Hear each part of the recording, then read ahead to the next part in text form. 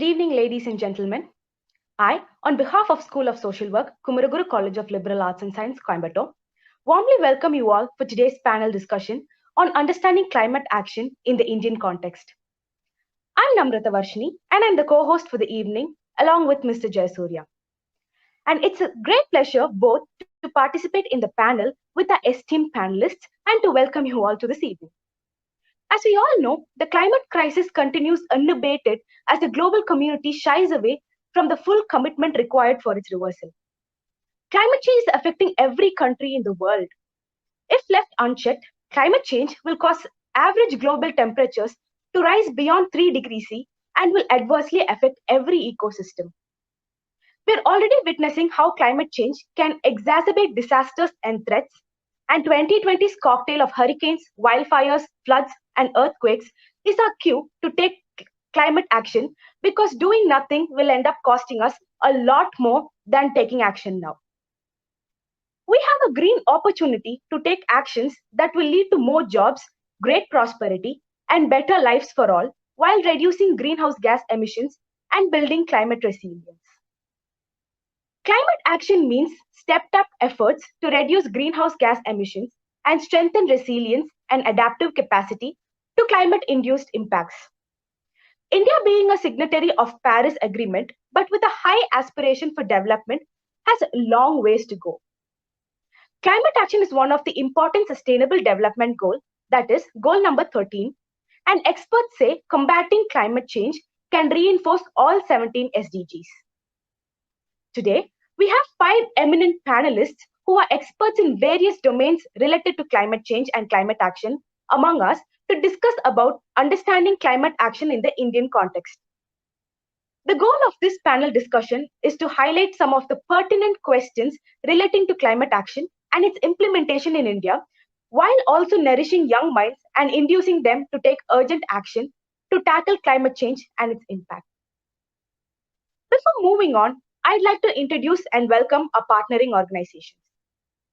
South Asian People's Action on Climate Crisis, SAPACC, is a rainbow coalition of organizations and individuals which was formed in May 2019 to bring together youth, women, farmers, workers, fisherfolk, scientists, and people from all walks of life who are concerned with impacts of climate change. Citizen Consumer and Civic Action Group, CAG, is a non-profit, non-political organization based in Chennai. CAG focuses on consumer interest, public health, environment, and climate action. Kovilpalayam Neernilai Paadukappu Amaippu is a local initiative based in Coimbatore.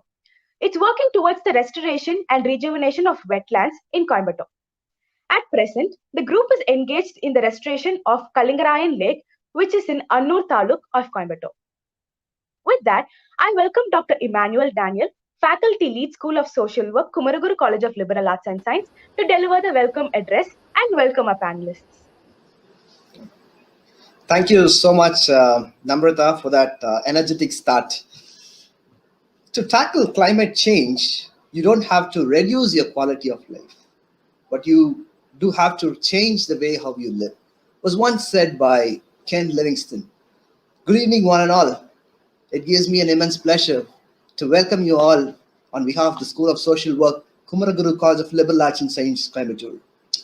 Today's panel discussion is on understanding climate action in the Indian context. Climate change has affected a number of countries, irrespective of being rich or poor, being a desert or on a good terrain. So it's been affecting the globe so much, and people are able to witness, the change in the level of, the ocean, the sea levels, climate change, and many things. And if this is going to continue, I'm sure the time is going to be very difficult for not just for us, but also for the generations to come. It basically affects the most poorest and the most vulnerable countries. And there's no doubt that it also affects our country, India. We from the School of Social Work class always try hard to organize programs which are more impactful for the society at large. For this particular event, we are very happy to collaborate with three eminent organizations working for climate action, climate justice. So they are Civic Action Group, South Asian People's Action on Climate Change, and Kovil Palayam Neer Nilai Padugapu Amaipu. So these three organizations we were able to collaborate. So at this point of time, I would like to extend a warm welcome to our beloved principal, Dr. Vigila Kennedy, and Vice Principal, Dr. Shanti, who always encourages us, and they are the greatest inspiration for us to organize such programs. We welcome you. We also have amidst us Dr. Preeta KV, who is a faculty of social work and a program coordinator for this event. She will be moderating the panel discussion. So we welcome you, ma'am. We have eminent panelists. We have five panelists. Mr. Soumya Datta, former member advisory board, UN Climate Technology Center and Network. He's also the co-convener for South Asian People's Action on Climate Crisis. We also have another four more panelists, Dr. Malati, Professor, Department of Social Work from University of Delhi. Panelist Ms. Akansha Tiwari, researcher, environmental and climate action, Consumer and Civic Action Group, Chennai. Ms. Anjali, young climate activist, Ashoka University, co-creator of Yugma Network and the project Amara and Yugma Network. So we also have another panelist, Mr. Nakul, research scholar, Ashoka Trust for research in ecology and the environment. So dear panelists, we wholeheartedly welcome you all. We have amidst us Mr. Vijay Babu, who's also a Coimbatore-based environmental activist. He's also one of the coordinators of Kalingarayam Kulam. It's basically a wetland rejuvenation and restoration project, and through which our college is also more involved in the lake restoration projects. We welcome you, sir. So I would also take this opportunity to welcome participants from various organizations and institutions. Hearty welcome, dear delegates. Finally, I would also like to welcome my own students from the School of Social Work. David Attenborough, in one of his quotes, said, "How could I look at my grandchildren in the eye and say, I knew what was happening to the world and I did nothing?" I'm doubly sure that this panel discussion, this particular event is going to be a meaningful time for us to examine and re-examine ourselves in terms of where we stand in, when it comes to climate action. What is our role in terms of climate action? Wish you all a fruitful and learning session. Thank you.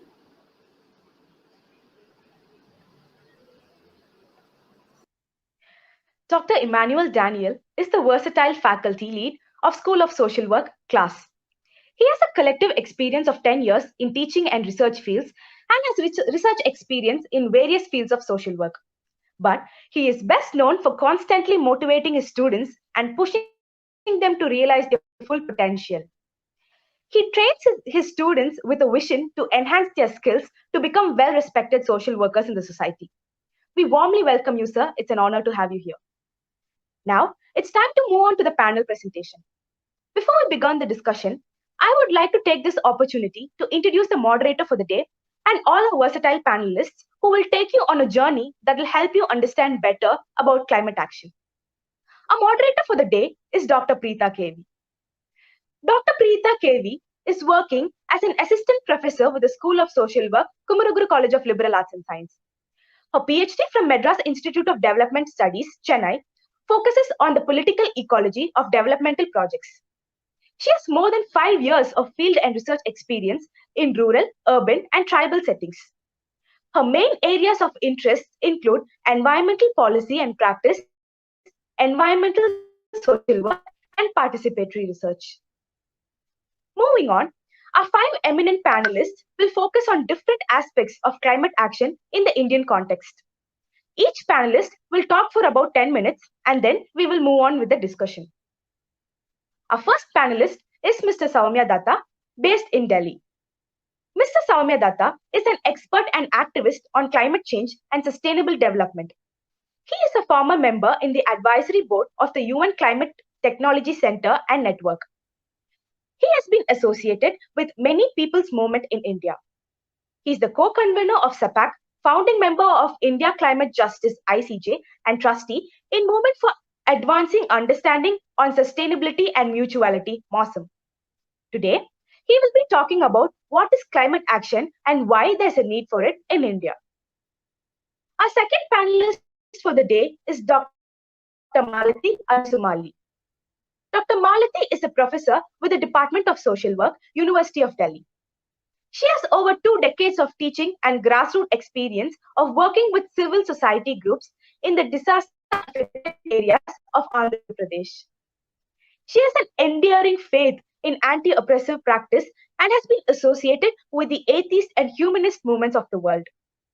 Her current research interests are working with mountain communities for sustainable development in the light of climate crisis, improving gender relations, and disaster response.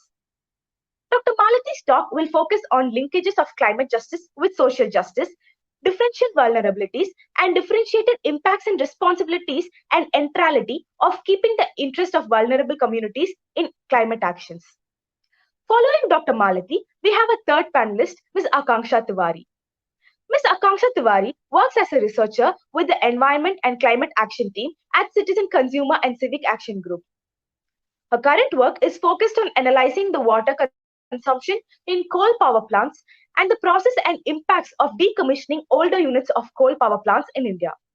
Ms. Akanksha is a scholar under the Innovation in Science pursued for Inspired Research Scholarship for Higher Education. She will be explaining about the role of civil society organizations in climate action in India with special focus on CAG's work on climate action.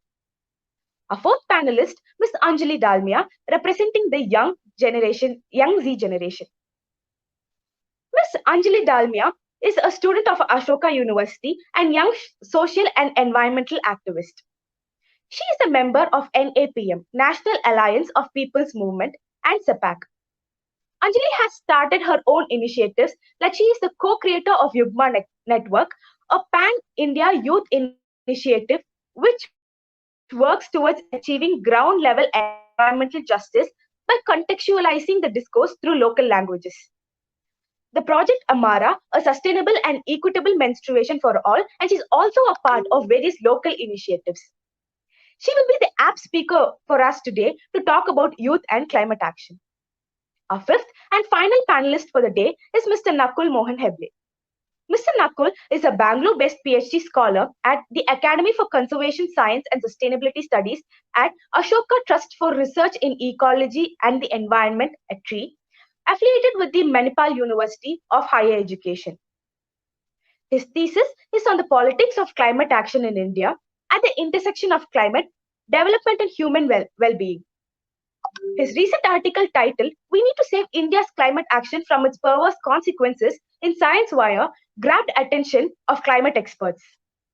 His talk will focus on the crossroads of climate action, highlighting the undesirable outcomes of climate action projects in India. I now take pleasure in welcoming Dr. Preeta, faculty, School of Social Work, Kumaraguru College of Liberal Arts and Science, to moderate the discussion.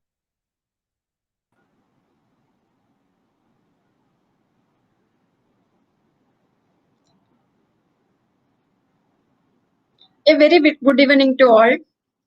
Thank you, Dr. Emmanuel, for a wonderful welcome note. And thank you, Namrata, for the great introduction to the panel discussion and introducing our panelists. So without any time, now I invite Mr. Soumya Datta to deliver his talk. He will be discussing on what is climate action and why there is a need for it in India. Over to you, Mr. Datta. Okay, thank you. Good evening. Namaskar to everyone. And thanks to Kumaraguru College for organizing this. I think for young minds, young students who are learning this, and also for teachers who are regularly interacting with them, a deeper understanding of these issues are very critical standing today. When we are not seeing a climate change, but actually we are facing a climate crisis. So let me go quickly into the climate actions that we have started in a few areas, but in a large segment of Indian economy, Indian livelihoods, Indian lives, we have not yet started. And just touch different sectors, because these are so vast. Even if you talk about one sector, it will take one day. As we do workshops, and as we are also putting both in the UN platform, where I am interacting for the last 14 years, and in the national and South Asian forums, where I am doing this work for the last 22 years. So let me go into the sectors of, in India, what are the kind of climate action major areas? I am not talking about micro areas, micro changes. I'm talking about major areas and where change will be required and action will be required at multiple levels, right from policy and plant levels to people in the industry level to people living on the ground at that level. So one sector that everybody talks about is a truncated sector of energy. When people talk about transition from fossil fuels, today 68% of India's electricity comes from coal. 56% of India's total energy basket, primary energy, comes from coal. 10 to 12% comes from electricity, from hydroelectricity, and rest others, various sources. The renewable supply around 5%. So that's a minor percentage even after 15 years of development. So we need rapid action and we need massive action. But this is one sector everybody talks about. When you talk about climate action, people talk about renewable energy, energy transition. But it's not just that. It's far, far larger than that. But before going into that, let me just quickly touch, even during the transition, because we have seen in any major energy technology or any technology transition over the last 230, 40 years, what we have seen, a major transition takes anywhere between 60 years to 95 years from the beginning of the innovation to where at least 80% of the use in the world is on that new system or new energy or new technology. So that's called transition. So that takes anywhere between 60 to 95 years. So solar, which started in the last century, it's high time that it is going to be matured. It is expected, it was expected. So it will be going on even on the economic sense. But it's just the transition period. As I said, if 68% of India's electricity comes from coal, to transition away from coal, it's not only setting up wind and solar simultaneously, you'll have to keep on supplying those. And one of the major impacts of climate is on water hydrological cycle. Coal and nuclear power are major consumers of water as consumptive use because of cooling and because of the consumptive use of evaporation. So on the one hand, climate crisis, increasing climate crisis is causing a stress on water availability by disrupting the hydrological cycle. On the other hand, our very high dependence on coal, and if nuclear, as the government is planning, nuclear is even more water intensive. Forget about the pollution. So this is a major challenge that we are still not fully understanding, but as some people here, I think, are talking about. For the solar and wind transition, the transition has started, but we have to understand the model it has started in. It's actually aggravating the injustices that we are talking about, that coal, hydro, nuclear, and the major economic model of centralization, of dispossessing and displacing people in the bottom. So these injustices actually are continuing because the same big corporate owners who used to run the coal power plants are now going and setting up a lot of solar power plants. People are still getting displaced. Their land is being taken. So a transition, a climate action is needed with the justice and equity angle in centrality, that this energy transition, even in the limited sense of energy transition, and here I'm talking about energy in a very limited sense of electricity. Energy is much larger than that. We have to understand that for India, electricity contributes in terms of electricity, we consume only about 18% of total primary energy basket. So rest 82% is still there. We have to still do. Just a solar power plant will not change that. So that is a major area that we have not yet started to tackle majorly. So one is a change of model from corporate-owned, centralized, mega scale to more community-owned, community-controlled, distributed, smart grids-based, local grids. That model, that kind of climate action, we are not seeing in India, though the seeds are there. There are models in different places. Next, let us come to, these are all I'm talking about, these are in the energy sector. Next, there is a huge plan in India by the government of increasing hydropower without understanding properly that the climate crisis that is happening is actually disrupting the hydropower sources also.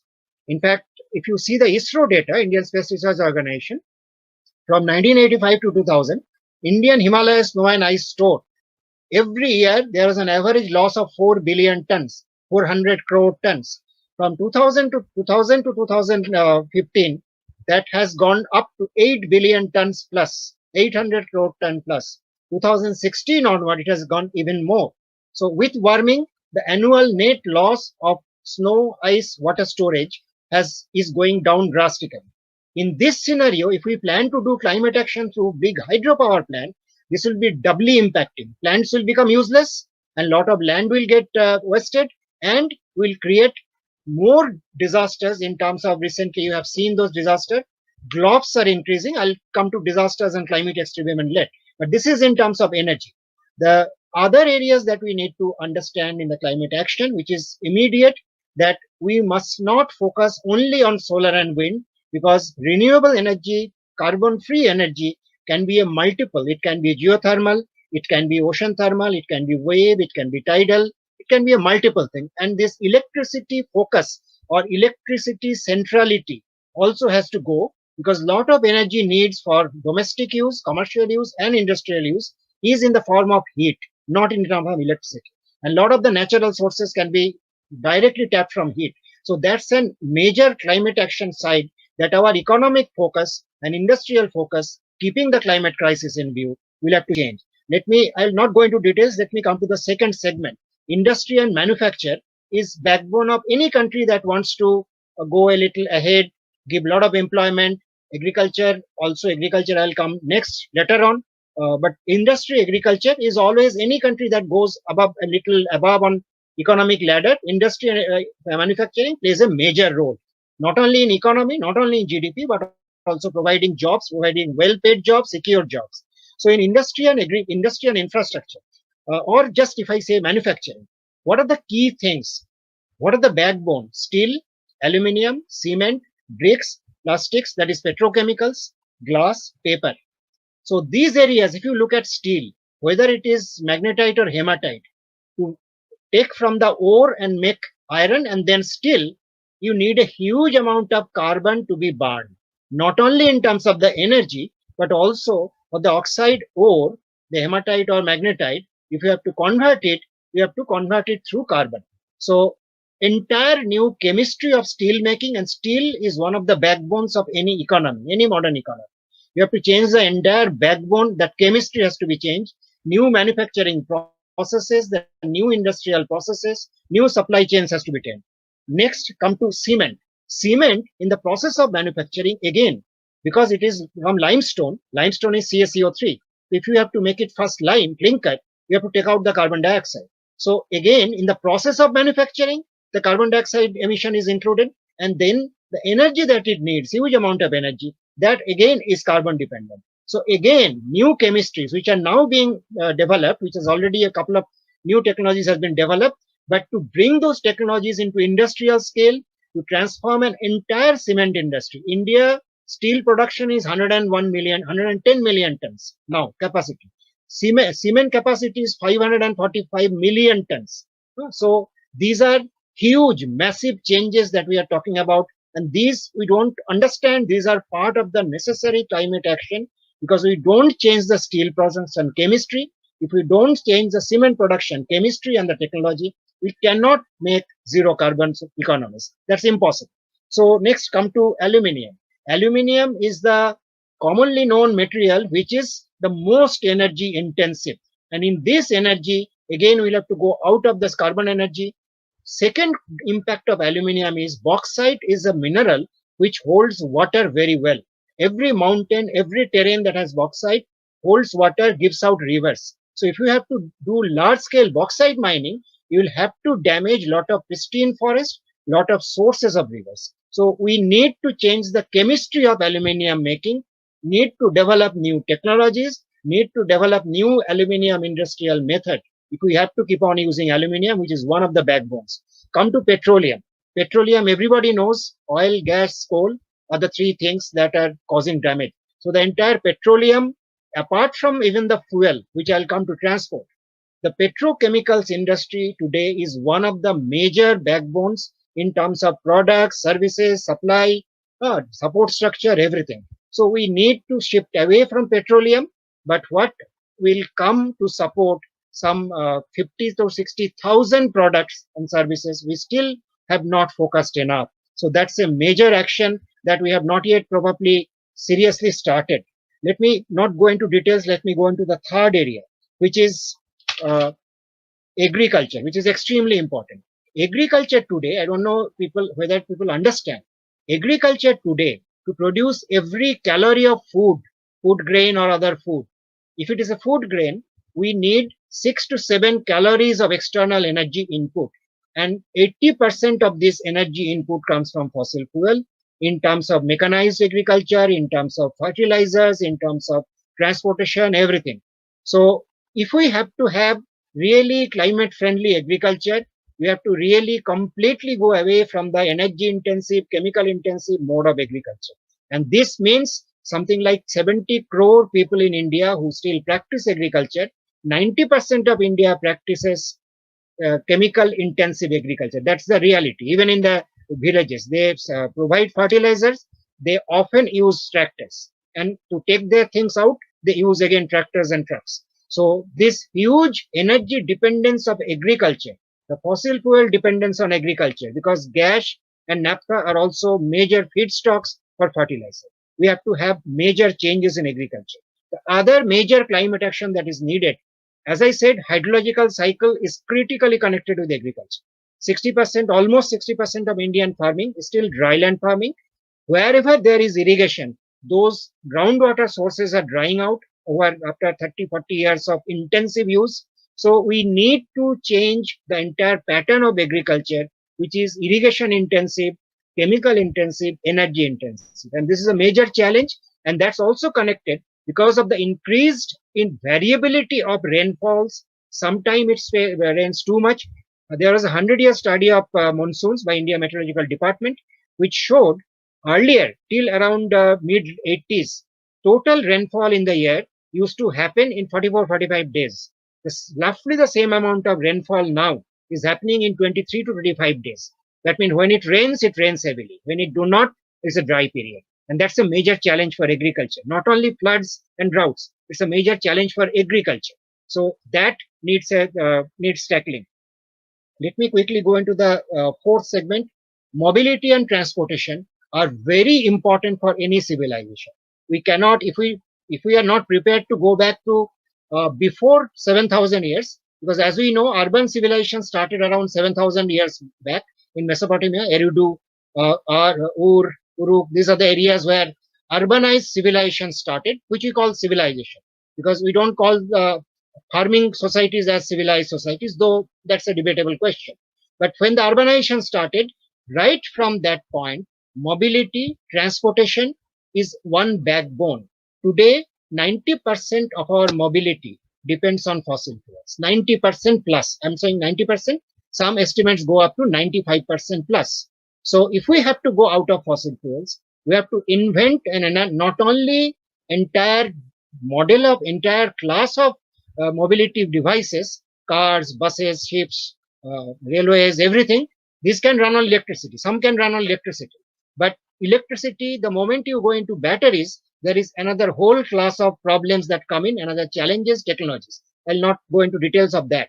But can we also think of new models where economic progress, social progress, political freedom, everything are not so dependent on mobility, extensive mobility, which can now some of these are happening, but this is not a desirable model also. So we need rethinking of our urbanization model, rethinking of our complete dependence on mobility and transportation.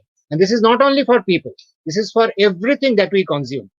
I'll not go into detail. The one major challenge is air travel. Air travel, if you can comparatively easily shift train and buses to electric mobility. It's difficult, but even ships and all you can probably do to electric mobility. For air travel, it's now impossible. In the future, it will be for very small planes, etc. It might be possible, but how do you do? whether you will be able to do air travel in a carbon friendly way. Major challenges, major climate actions. Let me go quickly into the next section. One is the climate disaster or climate extreme events. I'll come quickly this, and the next is supply chain, and then I'll stop because there are huge areas I won't be able to go. It takes 4 or 5 days to just even go a little deep into this. So one is the extremes. What are the kind of climate extremes that are increasing in India, has already increased in India? One major thing that we have seen over the last 40 years, number of big tropical storms, heavy rainfall events and flooding have gone up by 2.6 times. So 2.6 times, 260 percentage points. And this is a UNISDR data, International Disaster Database data. So you can check it. These are causing massive damages. Most impacted are South Asia and Sub-Saharan Africa. South Asia means India, Bangladesh, Pakistan, Nepal, Bhutan, Maldives, Afghanistan, all together, Sri Lanka. So connected thing, a major climate action challenge for India is to not to differentiate between South Asian countries, because the climate of South Asia is integrated by 3 or 4 very clear natural events. One is the Himalayas. It's there for all. It impacts our climate for all of South Asia. The 3 seas, Arabian Sea, Bay of Bengal, Indian Ocean. These impacts the entire climate cycle of the entire South Asian region and beyond. And the southwest monsoon. It's not Indian monsoon, it's the South Asian monsoon. So these 3 dominate our climate and agriculture and industry and water resources, everything. You know about water towers of Asia. So with climate crisis, there is a major disruption in this. After 2014, India-Pakistan problems has stopped the SAARC process. There are some cooperation. There are 2 declarations. One declaration, one statement. Dhaka Declaration, Thimphu Statement, which are on climate change. Up to 2014, I was also involved in those processes till 2014 in the People's SAARC in Kathmandu. After that, this process stopped. But can you imagine any country in South Asia taking a climate action without involving the neighboring countries? Pakistan effectively has one river, Sindh. So and Sindh, unlike Ganga, Yamuna, Son, Koshi, Sindh's major water supply comes from snow and ice in the Himalayas. The way it is going down, and if you do not think about cooperation, Sindh Indus River Water Treaty is there, unfortunately. But without these 2 countries maintaining the treaty, no other country, no one country can do it. India, Bangladesh share 54 transboundary rivers. Can you imagine taking action, climate action on one river without Bangladesh getting affected? Or Bhutan taking an action without India getting affected? Or Nepal taking an action without India getting affected? It's not possible. So one of the major climate actions that we must not forget is we must restart very good cooperation. Forget about the politics. Let's skip the rhetoric. I don't mind. But the cooperation in terms of climate action, ecological action is a must. And let me talk about in this fashion that the climate and climate disaster don't respect any political boundary. If a glop happens, glacial lake outburst flood, which is happening increasingly because of the warming, if that happens in Nepal, it will not spare India. If that happens in Bhutan, it will not spare India. If that happens in Indian Tista, it will not spare Bangladesh. So we cannot really isolate India, Bangladesh, Pakistan, take Indian context, has to be South Asian context. I want to emphasize this point. And there are multiple things. Major impacts are happening. Heat index, which is a high combination of high temperature, high humidity. It's killing tens of thousands of people in southern part of India and the Gangetic Basin. These are the areas maximum impacted by heat index. Heat index is different from heat stress. It's combination of high humidity and high temperature when your body cannot cool itself by sweating. And this is killing manual workers, thousands of them. And India has around 30 manual workers, hawkers, rickshaw pullers, porters, many of them. So we have to think about them and what kind of action you take to keep this. Actually, those who are the nation makers, the construction workers, these are the nation makers. How do you safeguard them? So that's a major action. And I'll not go into details again, but the number of cyclones has not increased much. The intensity of cyclones has gone up quite a lot, and it will keep going up because the sea surface temperature is increasing. The change that has happened in the last 5 years, when the Arabian sea surface temperatures are increased, so now the Arabian Sea is seeing pre-monsoon strong cyclone every year. It's a change. For the last 40 years, it has not happened. Now it's happening. It will intensify. So the climate action, the preparedness, very few signs of that, except evacuation and relief. We need to prepare beforehand. There are a whole lot of others. I will not go into this. The last I want to point out in 1 minute is the logistics and supply chain, which is the backbone of industry, services, even the small scales, even the informal sector. So this is getting disrupted by climate cycles, by water, by the heat, everything. So we have not yet started thinking about that. So I'll say that these 7 sectors or 8 sectors, major sectors of India, not only the industry, economy, people, and governance. We must start thinking about that. It's already late. Let's not be too late. Thank you. Thank you, Mr. Datta, for your highlighting the 5 important sectors like energy, agriculture, and urbanization, which are contributing more to the climate change. So now I invite Professor Maladi Atsumali from Department of Social Work, University of Delhi, to talk about social and environmental justice aspects related to climate action. Over to you, Dr. Maladi.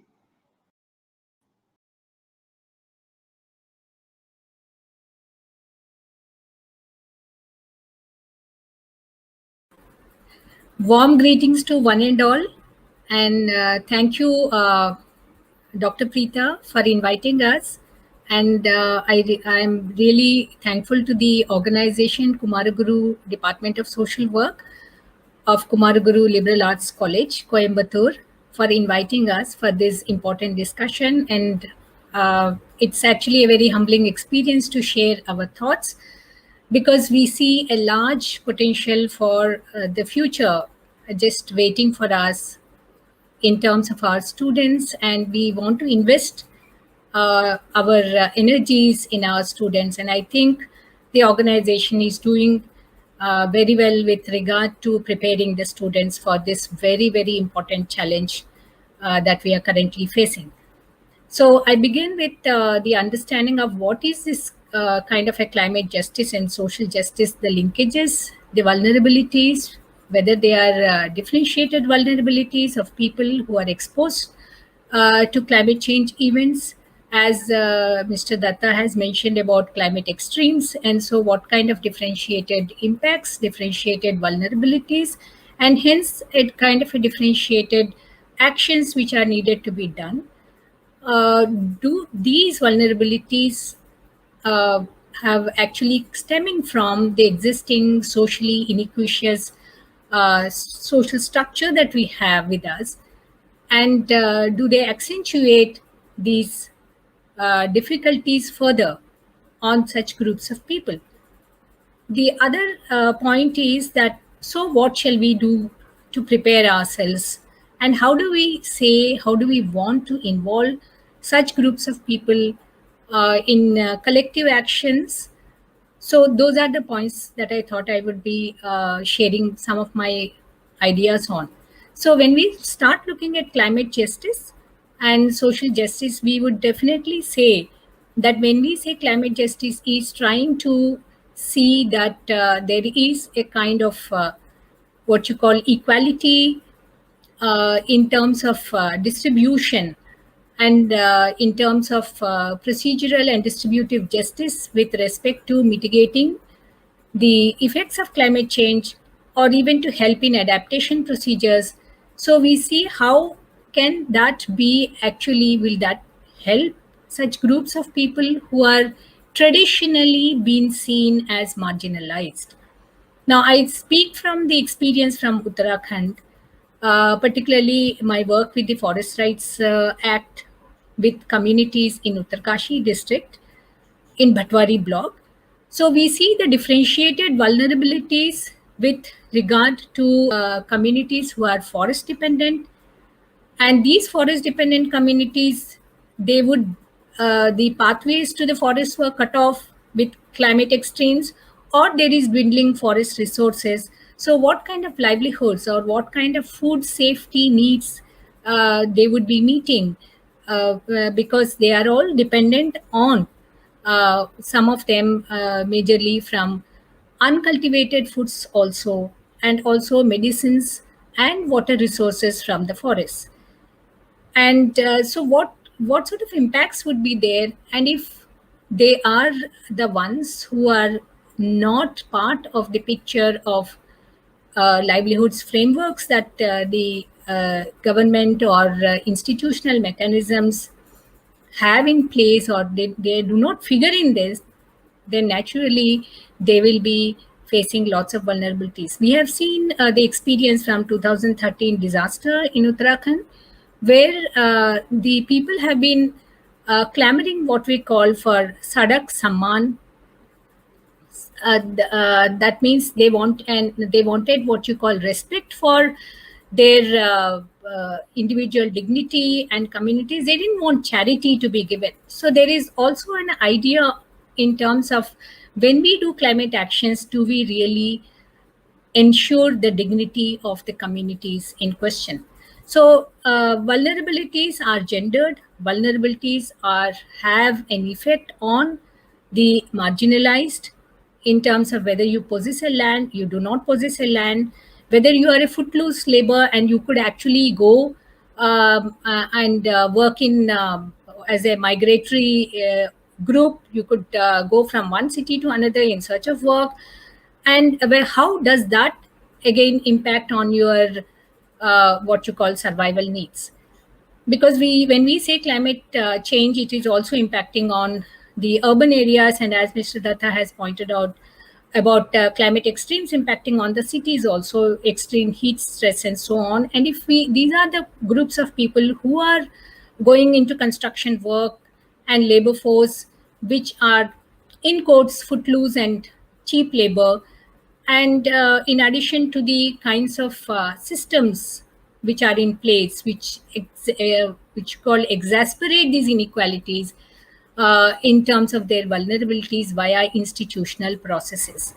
So vulnerabilities, certain groups will be more, if whether I can access food needs, I can go to a shelter because I have my own mode of transport, or do I have to depend on public transport, which will be disrupted because of some kind of a climate extreme or disruption in the connectivity and networks and so on. So if we even say that institutional responses in terms of providing for such groups with regard to, say, for example, food coupons, e-coupons and e-registration processes, then there is an underlying assumption that these e-coupons could be what you call accessed because there's an underlying assumption of having a particular smart device or having that kind of a digital access. So the vulnerability can be enhanced even if we are seeing that response mechanisms which are there by the institutional processes. So there is a need to recognize the communities and their vulnerabilities. And we also want to see how such vulnerabilities will be sort of dealt with. How do we want to understand? Is it vulnerability understood from a kind of a top-down process, or is it understood from the community perspectives?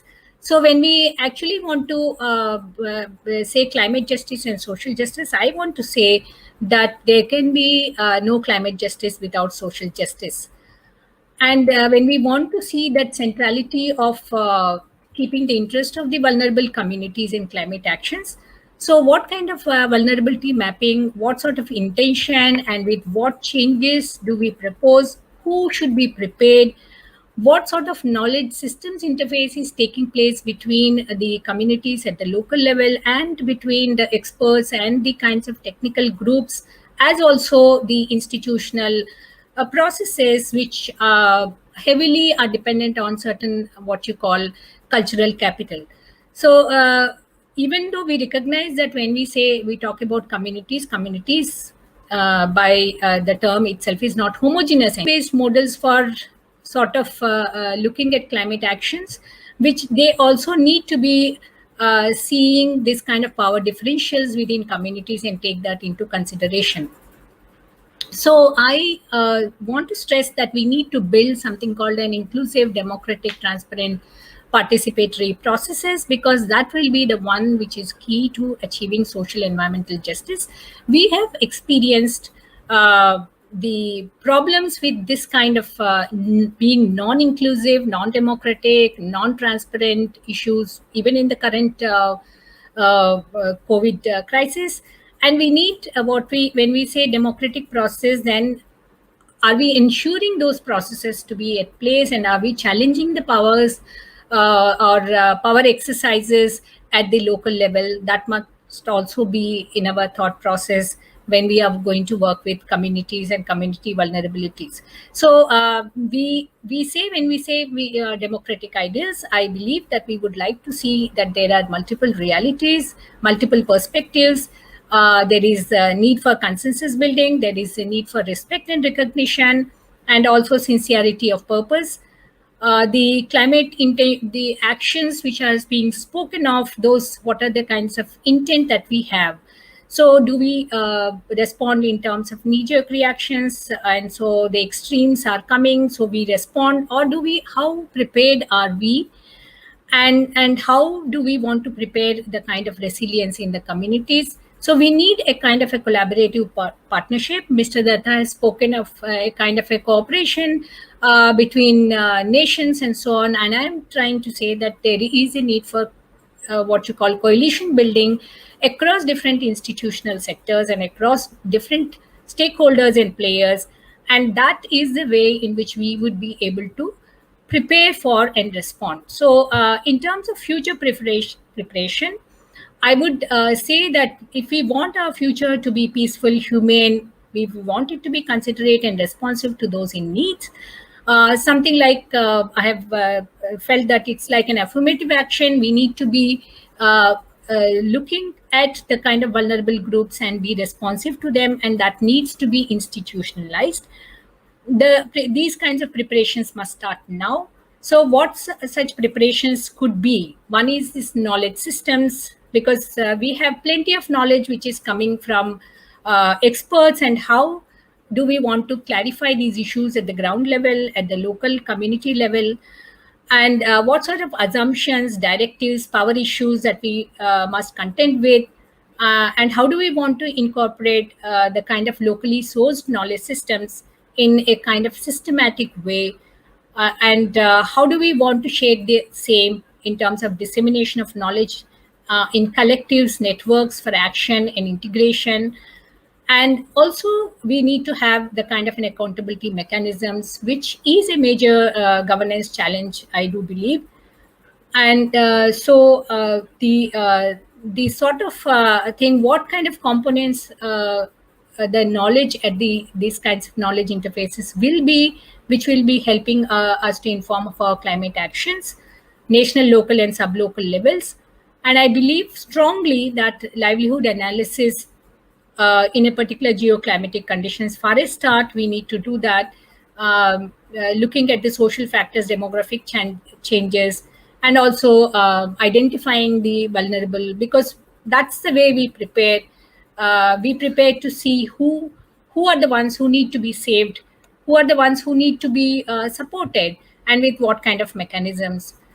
I think I can end this with this thing: eternal vigilance is the price of democracy, and eternal vigilance is much needed for informing our climate actions and responding to these at institutional levels, at community level, and at knowledge systems level.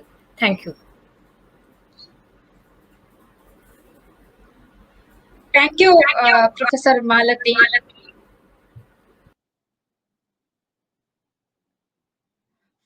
Thank you, Professor Malati, for enlightening us about the differential vulnerabilities and the need to recognize such vulnerabilities.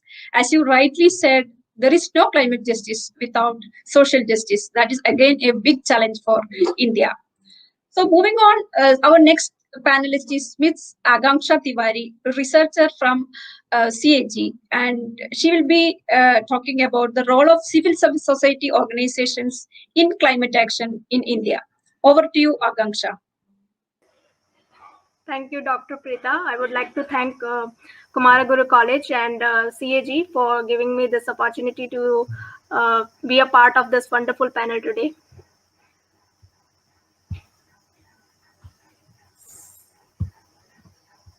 I am sharing my screen.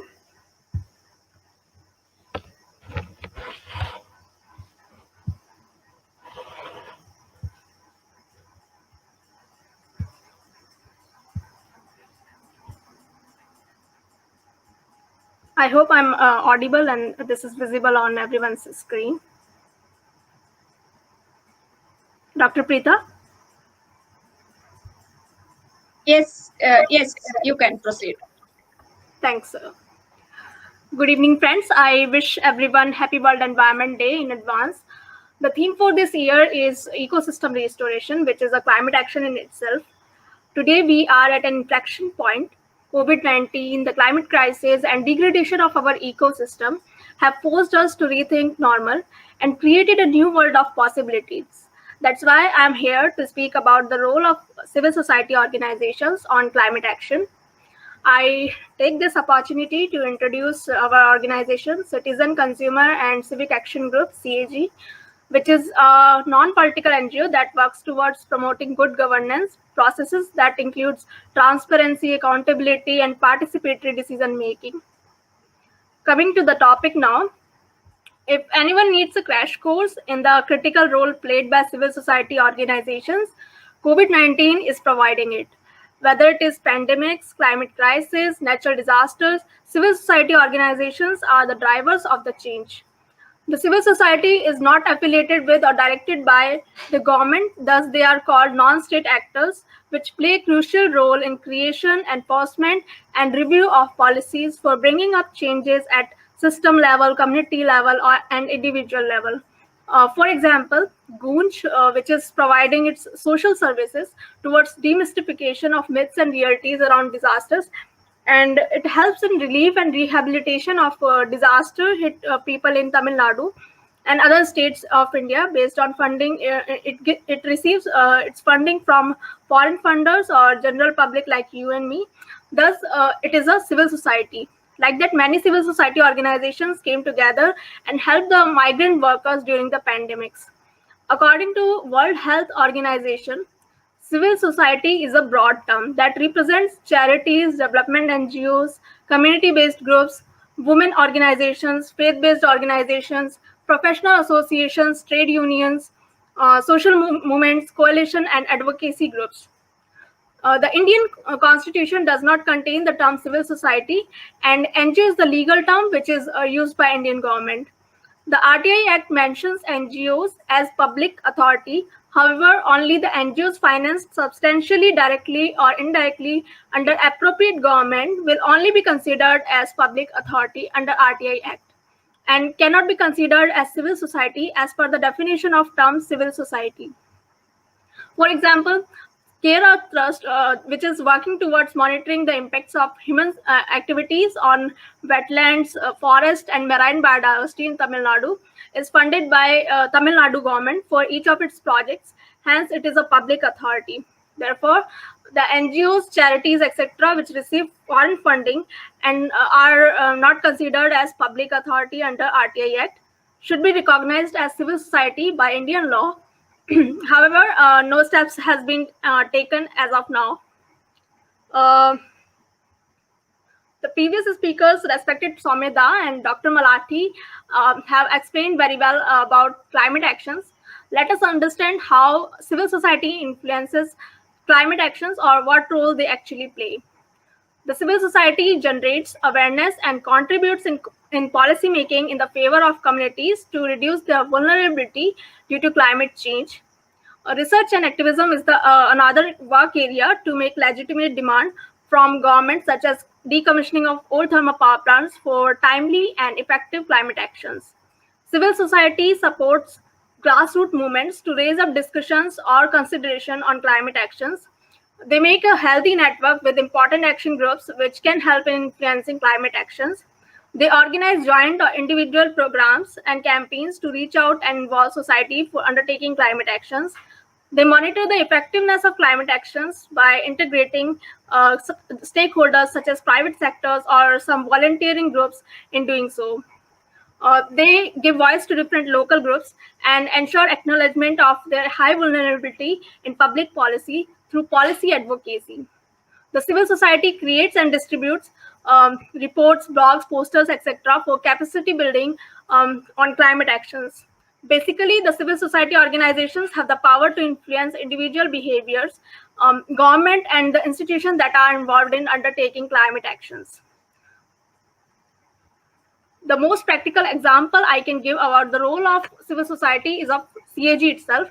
The Environment and Climate Action team of CAG is working on the Thermal Watch initiative from past 6 years. It is our initiative to examine the challenges in mitigating and adapting the environmental changes, to develop stronger institutional and participatory processes, to overcome challenges to environmental protection, and to build the capacities of local communities to strengthen their ability to cope with environmental hazards. Through this Thermal Watch project, we aim to assist the local communities in monitoring the industrial pollution, and we provide training to impacted communities to ensure industrial compliance with prescribed standards and norms. Also, we help small local groups in their struggle against upcoming projects which can destroy their livelihood and ecosystem. We have created and distributed handbooks, animation videos, and online toolkits on environmental impact assessment. Recently, we have created a video on disaster resilience for coastal communities, which will be available on our CAG YouTube channel very soon.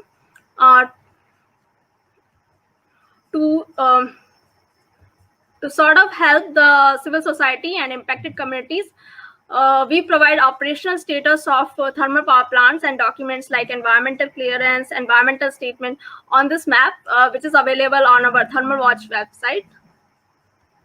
Our team had started air quality monitoring during the 5th phase of TWI project, and we are continuing this work to demand for continuous air monitoring in the highly polluted areas surrounding the coal-based thermal power plants in 4 districts of Tamil Nadu. Talking about the recent works of our Environment and Climate Action team of CAG, we helped organizations and activists in diversification of energy financing by organizing energy finance workshop in 2020 with CFA. Our team have prepared reports on decommissioning, disaster management, sustainability guidelines, and temperature and rainfall analysis for the last 100 years. Our team organized a campaign with Jhatka organization, which was signed by 27,381 individuals to be very precise, and a national consultation on draft EIA 2020. Our team had participated as speakers in the UN 75 initiative Dialogues on SDGs. It was a youth-led initiative by Confederation of Young Leaders, and our team had sensitized college students on topics like coal financing and sustainability lifestyle during this event. Our team have filed RTIs to get important documents to check the compliance of coal-based industries with emission norms. Our team have written advocacy letters and created posters and videos on activities which have far-reaching impact on environment and climate. Our team shares articles on the social media handles of TWI and CAG to spread the message about climate, energy, and environment policies and relevant issues to a larger audience. This is a screenshot of one of our blogs. You can find, download, and read them on our CAG website, and some of them are available on the Thermal Watch website. This is an image of our campaign with Jhatka organization. It shows that 27,381 people had signed and sent a demand for scrappage of draft EIA 2020, and it was a well-received effort as it helped in postponement of this draft. And you can see here the New Indian Express had published about our national consultation on draft EIA 2020. As an individual, you can also help the civil societies by reflecting on your lifestyle choices, switching to sustainable alternatives based on self-reflection processes, demanding systematic changes to have an inclusive, greener future. So reflect, switch, and demand. With this positive note, I end this presentation. You can ask queries during Q&A, and you can check our Thermal Watch and CAG websites and social media handles. I have provided details in the slide. Thank you for having me here.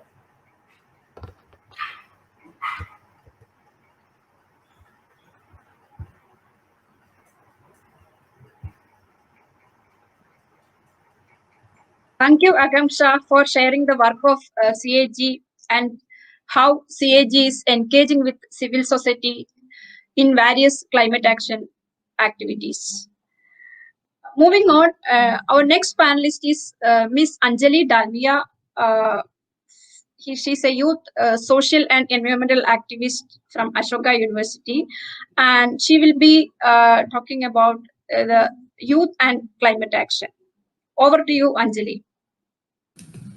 Thank you, Dr. Preetha. I hope everyone can hear me.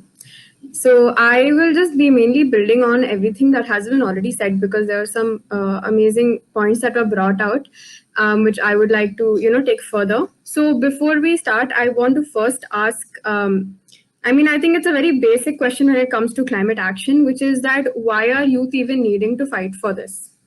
Why are we even having to fight for something like basic rights, for something like rights for the next generation? We are all talking about it, but yet we seem to be keep needing to reiterate what we're saying and to keep fighting for it. And there is still such little action from those who are actually in the policy making and in the decision making places. So I think that is just one point that I want to really highlight to begin this talk, especially considering climate change and climate crisis, as Soumya said, is going to be impacting us youth, the next generation, the most. There was a quote somewhere where I read which said, the older generation will just have to live through it. You'll just have to get through it. But we are actually going to be living through the reality of the climate crisis, our generations and the generations to follow. So that is one big point that I want to start off with. The other thing I want to mention is that when we talk about youth and when we say youth activism, it's really important to think about who we're referring to when we say youth. Sometimes we think about youth as, one homogeneous sort of group, that all youth can get clubbed under youth. But many times we leave out those who are, one, the most affected, who are also fighting for climate justice and for social justice. And two, youth activists are not just those who are active on social media, who have access to these platforms, who have access to, visibility. It's many of the time those people who are actually working on the ground, who are really working in their localized areas and working for change and for some action. And they are also, so our definition of youth has to be a lot more inclusive when we say youth activism or youth activist. That was one more point I wanted to bring up. And to all of the adults, so to say, who are listening into the talk today, I want to really ask, which is, why is there so much hesitancy to hand over to the youth and to hand over to a new way of thinking and of being? Where is that hesitancy stemming from, considering the youth is going to be the next generation who's going to be, holding the reins anyway? And a lot of us are already talking about a lot of these changes. So these are some points that I wanted to start off with. I'm going to mainly talk right now about briefly, I'm going to mention some of the approaches and challenges that the youth movement, youth climate action movement is facing, and what I think some of the changes need to be. And then I saw that a lot of people had questions about what they can do. So I'll speak about, as a young person, what can you do to tackle climate crisis and be part of the movement. So to begin with, I think the really important thing is all of us need to really reflect on our own lifestyles. And all of us have grown up in a world where, a lot of our economic systems, a lot of our other social systems have been around for a long time, and we've grown up in those. So we don't even realize a lot of the times how our simple actions are in fact causing a lot of oppression, marginalization, issues with environment, ecology, people. So we need to actually start by reflecting on our own every day. And these are not just about which products you use, but also about how you interact with people around you, how you interact with ecologies around you, how you think about ecology? Is that something that's separate from you, or are you also part of your ecology? It's about thinking about how you're interacting with technology, thinking about all of these things. So it's about really reflecting about these things, and these things are really propagated through media and our education systems. So recognizing that and starting with that sort of reflection is very important. And I think the other big thing that we need to think about, especially as youth, is obviously there's a sort of sense of emergency, and there's a lot of climate anxiety because we are not sure what's going to happen. We don't know whether, 30 years, 40 years down the line, are we going to have a place to live? Are we going to have a habitable planet? And it's a very, very justified sort of fear that we all have. So I think but we have also recognized that the things that have led up to us being in this particular situation have been a result of processes and system changes for years. So solutions can't be, solutions to immediate climate action, which we need to stop greenhouse gases, those need to be right away. But in terms of longer environmental and social justice, you have to also understand that the process is slow sometimes, and the process has to be inclusive, it has to be diverse.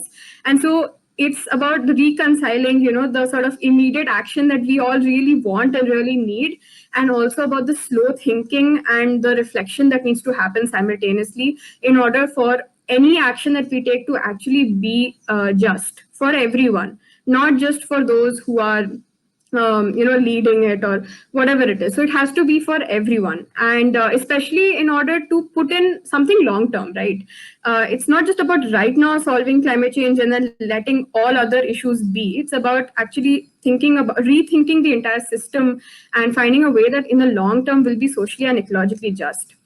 So I think those are some essential places we need to start. And definitely when it comes to youth, we really need to rethink education. Education in our country is, we basically go to school, we learn how to mug up textbooks where within four walls it's not eco-centric, it's not child-centric. So we really have to take education back into our own hands as young people and think about, okay, I want to study what excites me. I want to not be studying in a classroom. I want to go outside. I want to think. I want to ask questions. And these are things that we have to start doing. We have to also really, really rethink our economic syllabus, because a lot of the climate crisis and the crisis that we are facing in terms of social justice, ecological justice, are a result of the economic crisis or the economic systems that we have in place. And we are still being taught the same economic system syllabus, both in school and in colleges especially. So we have to rethink our economic syllabus and finance syllabus in schools. And there's amazing networks which are doing this. So you can, reach out to them and think about that. The other thing that we really, really need to do as youth activism and youth movement in general is we need to think, and generally for climate crisis mitigation, we have to think of intersectional solutions, and we have to let those who are actually most affected by it lead the cause.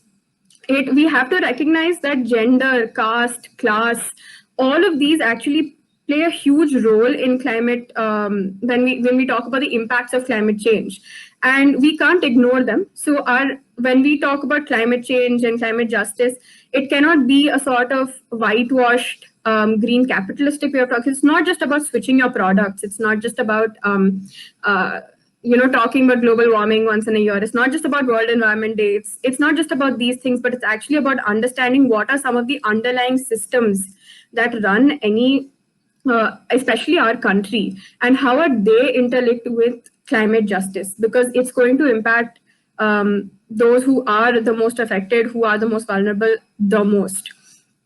So that is another extremely important point that we have to think about. And we have to think about the sort of, how do we also take a step back, sometimes, and really not even give the space, I think that's the wrong way of saying it, but I mean, just amplify and support those who are being the most affected rather than taking up the space ourselves. So that, I think, is one more thing we have to really think about. We also really need to think about getting more into politics and getting more involving more in policy making and with local government bodies. So like, how many of us know the way that our municipal corporation functions? Have you gone and just sat there in your municipal corporation for a day, spoken to some of the government officials who work in your areas? You'd actually be surprised. Many times they want to do, but they don't know what to do. They want feedback, but they don't know how to incorporate it. Sometimes they don't want it, and then you have to push for it. But it's actually a very interesting and very important thing to do for us youth, to actually go and start engaging with our local politicians and policymakers, and especially those of us who are inclined to it, to even get into politics. Because that's where we can also make a very important but very needed change. We need to bring climate action into our political agendas. So that is, again, a very, very important part. And along with this, we definitely, like I mentioned earlier, it needs to be more intersectional, right? So when we think about youth activism, something that we've been trying to do in Yugma Network is really make it accessible in terms of language also. I know today the talk is in English. I'm sorry about that, but I hope that those of you who can understand it will also talk about everything that was spoken about today to your family and your friends who maybe were not able to access this talk. And is to really have conversations in your own languages, using our own cultural contexts, and talk about the climate crisis and the social crisis that we're going through, the humanitarian crisis that we're going through with COVID, and with in general also.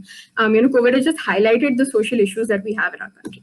So this is something that we also really need to do, which is to move out of the sort of English and westernized way of looking at the climate, ecological, social crisis. We really need to localize it to India and understand the systems that work within India. So that I wanted to really highlight. And when I also wanted to just mention that it's very, for anyone who is not youth, who is listening into this, it's very, very important to help us build those spaces for young people to actually get involved into this policy making. Any democratic, if we call ourselves a democracy, any democratic institution, it needs to have the capacity to receive, understand, and like work with criticism from people, from young people, and especially those who are thinkers or who are activists, those who are most marginalized or are working on ground. And so we need these guaranteed spaces for protest, for dissent, for feedback, for constructive criticism, and these actually need to be taken in, thought about critically, and then implemented as well. So this is extremely important, and those who are not youth need to help us to build this space so that more young people can come into these spaces and actually make a difference. So a lot of you had also asked in some questions, so how do you get involved? How do you start conversations with your family? How do you start, do climate? Okay, so I'm told my time is up. I'll just quickly wrap up in 2 minutes. So I want to just tell everyone who's listening that activism, when you say, it's not just about marching on the streets, it's also about education, it's about art, it's about having conversations, it's about self-reflection, it's about all your daily actions. So start with being more reflective. And when you start reading, so read a lot more, be more aware of current news. You can also get in touch with any local organization. There are a lot of local organizations that will be working in your area. Get in touch with them, ask them how you can help. We always need more people. So you can get in touch with us, ask us how you can help.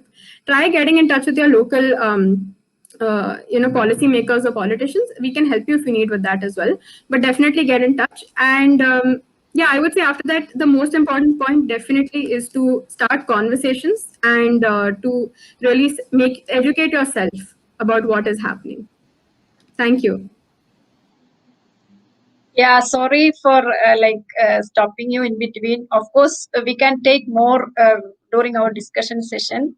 And Anjali, it's really interesting to hear from you and from your own work and your own work experience as a youth activist. And it's really an influencing one. And I hope our students and other young participants got some spark from Anjali to initiate some climate actions.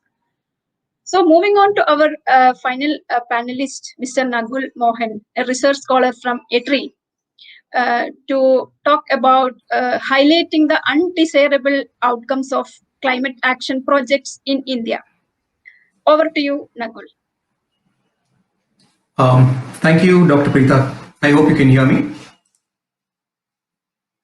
Yes. Perfect. So I'm going to share my slide right now. Right.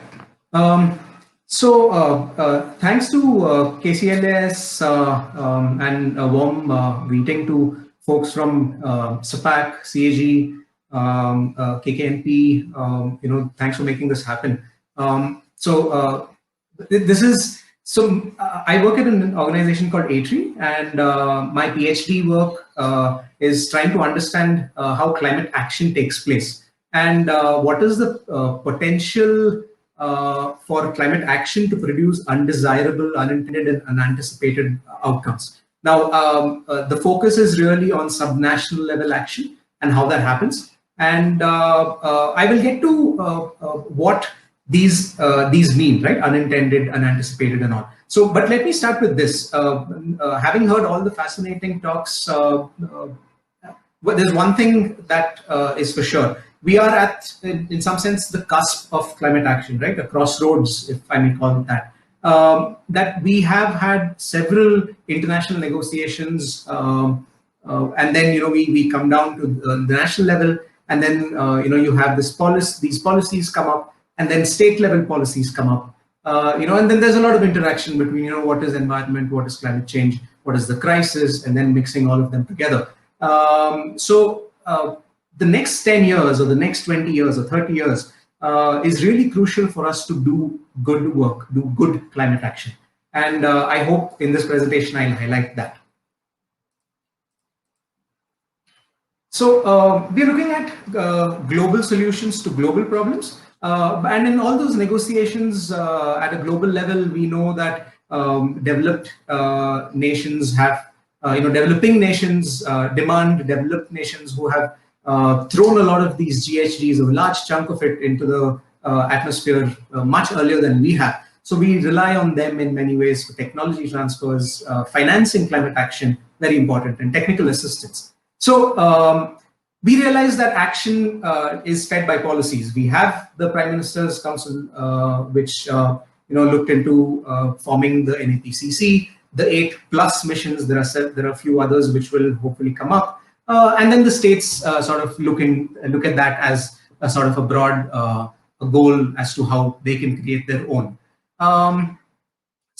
But we, I start with, so this is policy progress, right? But how do we move on to climate action progress from here? And there is a lot of work that needs to be done, as Mr. Datta has said, but there is still a lot of work that already has happened. Forest carbon projects, hundreds of small and medium hydropower plants, solar initiatives, wind farms, and so on and so forth, right? Even including coastal protection, some amount of climate smart technologies in agriculture, and so on. But how are they faring? We see them as good for the globe the moment you see a project, but is it working well? Has it had any impact, and so on? These are questions that come only after they start being implemented. So this is a daunting task of understanding this, and there is a very good chance that we'll wrap all of this up, right? So have you built a knowledge repository in some sense? So that is where I'll start off with. Let me get back to what is an undesirable outcome, right? To put it very simply, there are a lot of explanations to it. Any negative, unintended, and unanticipated outcome that emerges from the implementation of a program or a project, where the project proponent could or could not have objectively understood what needs to be taken care of. So, this is an explanation of what it is, but very often when it happens on ground, there is a political economy of climate action that comes into picture. It's important to note that there is accepted collateral damage that happens when these large projects, like a solar project, for example, play out on ground. So what I've done is I've just, panned out a few. I looked at these questions, and I'm trying to explain now what these concerns could be from the work that I've done till now. So there is a small literature review that I had done, and there is, of course, recent literature. So I wean out of that some possibly overlapping processes that are happening, but these are important. So I'll go one by one. So the most important problem that has come out of implementing climate action programs is social and ecological concerns. In the systematic literature review that I'm doing, 18 out of the 27 climate action projects report land as a highly contested resource. No surprises. Land is not infinite. It's finite. It's very hard to come by. That's been a major issue. A lot of cases where climate action has happened have disturbed elephant routes, have disturbed endemic fish populations, as well as increased fan-throated lizard populations, like in the picture that you see, simply because the predators vanish when windmills come up. They are in many ways ecological changes that we don't fathom that can happen when we do good projects. Land is made available through something very important, classifying land as something else, as barren, as unusable, and so on. Wherein for generations people have continued to use them. So how do you look at the effect of marginalization when you start giving land to, say, solar projects or even windmills and so on? One very good example is the Porumboku land in Tamil Nadu, which was given to earlier coal projects, and now have been started to give out to solar projects. Grabbing this ungoverned space is something that we need to really worry about. The next point is procedural and distributional issues. Dr. Malati spoke about it very briefly. What is important is good two-way information exchange between project proponents and the people who benefit, plus the people who are giving away land, access to resources like water, clean air, and so on. So there needs to be a conclusive, democratic discussion that people need to have. And there needs to be adequate representation of communities in there. For example, if that doesn't happen, we end up with signs like this in Sirsi, a sort of small town in North Uttar Kannada in Karnataka. It's very people have conveniently posted people to back off. There's no development here of any sort. Even if somebody with a good intention of having to cut carbon emissions by putting a SHP, for example. Yeah. So the next very important point is marginalization of certain groups with large-scale, neoliberal policies and projects like the one that you see have extremely uneven rehabilitation and compensation mechanisms.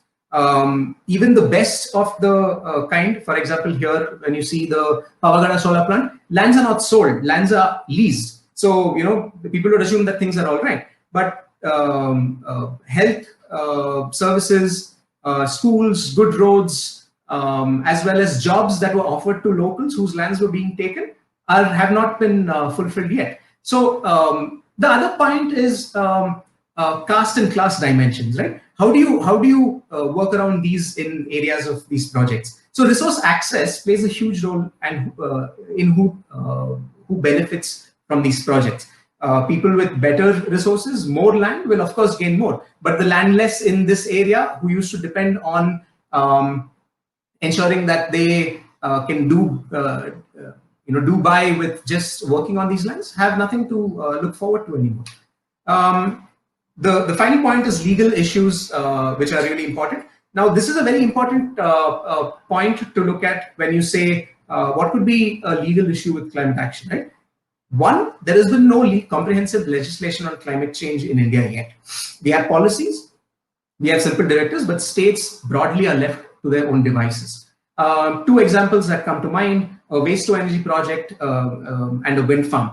Both of them have had some trouble where locals from that area have gone to courts, have gone to high courts and even to the Supreme Court to challenge these. Of course, there are a number of cases with SHPs in Karnataka, small hydropower plants in Karnataka, where the courts have even, there's been the case has gone in favor of those protesting. So this is a protest photograph from the site that I've been working in coastal Karnataka. So what are the frameworks that we have to understand this? There are several. The two that have been important and been used globally, and I hope to use this in the local context in Karnataka, are maladaptation. And what is maladaptation? It's simply the negative effect of an intentional adaptation policy, which has an impact on the vulnerable, the targeted, or even external actors. Remember, I said some completely different downstream effects can take place, which erode sustainable development. And this is all that we're talking about, right? Where is sustainable development in this picture? Of course, the other one, sort of expanding from the maladaptation literature, is the boomerang effect, where all of these things can happen. Adaptation projects and mitigation projects can have their negative effects, but if left by themselves, there are possibilities where it can boomerang back onto the state. And there could be political effects, there could be national repercussions, which we don't really think of. So I'll stop with to wrap the presentation up. I want to try and see if I can leave you with these two thoughts. Are climate action projects getting co-opted by the neoliberal and regimented development paradigm in India? And what how do we get over that? And how do we come to terms with all else that is happening and think objectively about climate change? For example, right now we are in the middle of a raging pandemic. If we are to learn from anything from that, if the response, say, of the central government to the pandemic is anything to go by, the states really need to ramp up their work on climate change. They need to take things in their own hand and not look up to the center to take action. I'll end with this small contextual sort of a detail that I really go back to every time I look at these issues. One is the snapshots of success are offered without any contextual detail or any critical thinking, reflexivity of the nature of interventions and their intended and unintended outcomes over time, because this is a long fight that we're in. So I'll stop with that. And I think it's important that we take this discussion forward and see where it takes us. Thank you. Yeah, thank you, Nagul, for sharing us the unintended and undesirable, and used another word also, unanticipated consequences of climate action, and bringing out the political economy of climate action in India. So I thank you all for your insightful sharing by touching all the aspects of climate action in the Indian context. So now I request the panelists to engage with the ideas that have come from other panelists. If you have any questions, comments to the other panelists, please ask. After that, we can go for questions from the participants.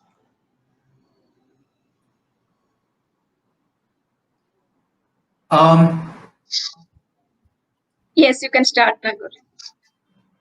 I was reading the questions and I thought there was something very interesting and topical, and that there is how do we learn from, and this question was in Hindi, so I wanted to address that. So it's actually quite interesting. How do we learn from indigenous communities to fight climate change, right? And Anjali, Akanksha, I think everybody covered bottom-up approach to looking at what the solutions could be. So, if anybody from the panel can give an idea of what could some of the challenges to this be of learning from, say, Adivasi indigenous communities in India. So may I respond to this and a little broader point? Yes, sir. This experience is nothing new. We have worked with communities in Rajasthan. I did 3 studies with communities impacted by solar and wind.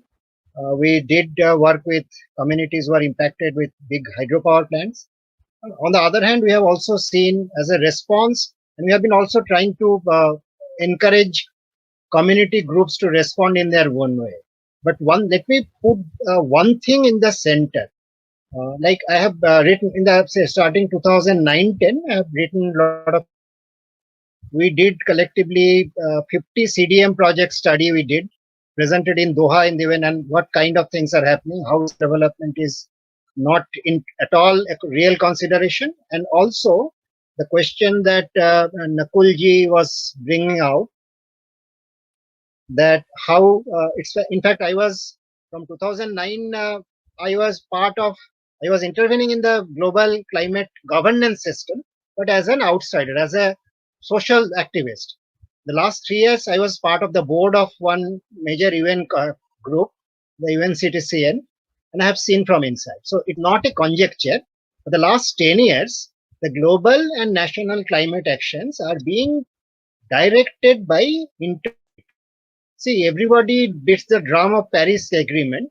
And we have been trying to bring this up right from 2008. In 2000, when we protested, it is very clear why the nations agreed to end the Paris Agreement. Because that was the point where economic calculations showed that there is a massive opportunity for a transition to renewable energy for business and industry. So in a world where economies are slowing down, there is a new massive economic opportunity for industries as a sunshine area. So there is a cycle. Any industry, there is a cycle. So it's those who read a little bit, it's no secret that this is happening for the last 12, 13 years. And the UN agenda is basically directed, always a fight for us. I have been involved in this fight very deeply for last going to the UN, fighting both from outside, and as I said, last 3 years, I'll not take name. I'm on the board. I have to fight de-risking against de-risking private capital.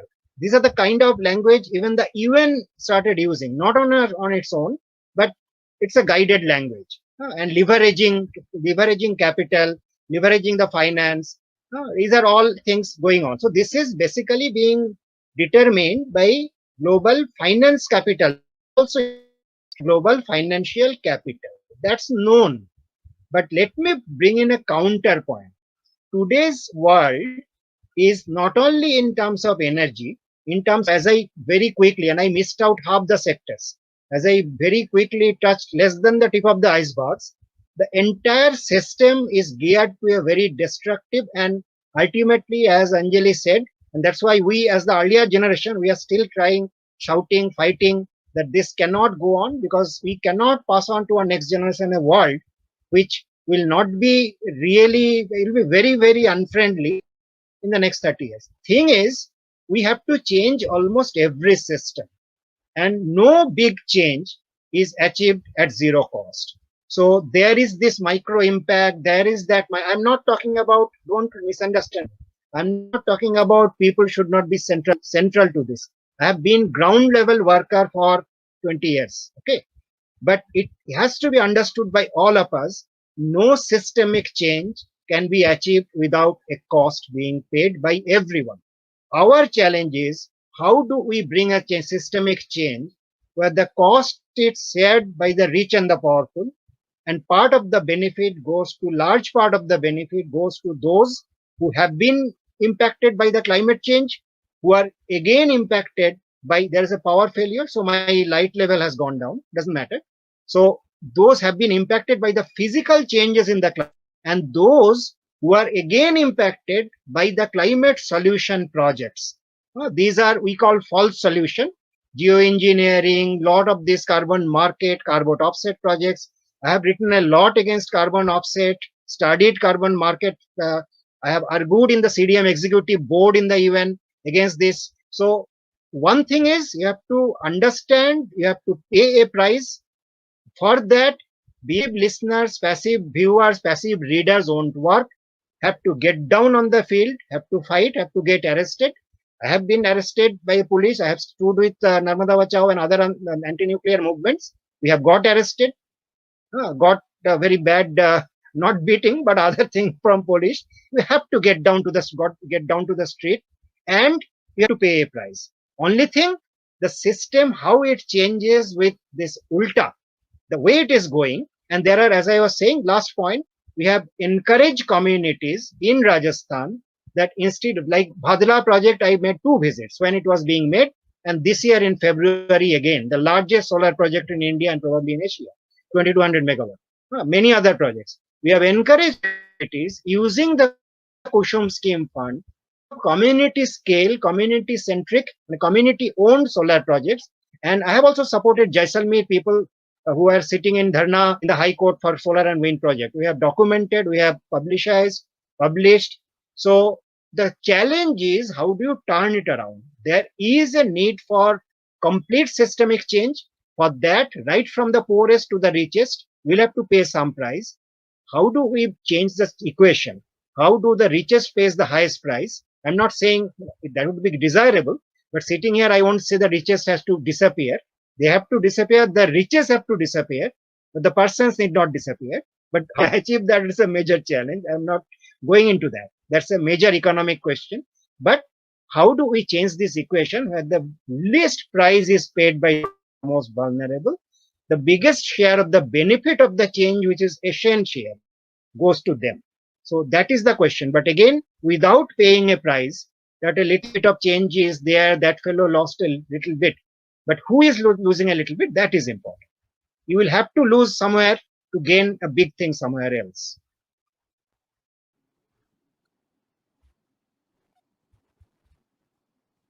So any other question from the panelist?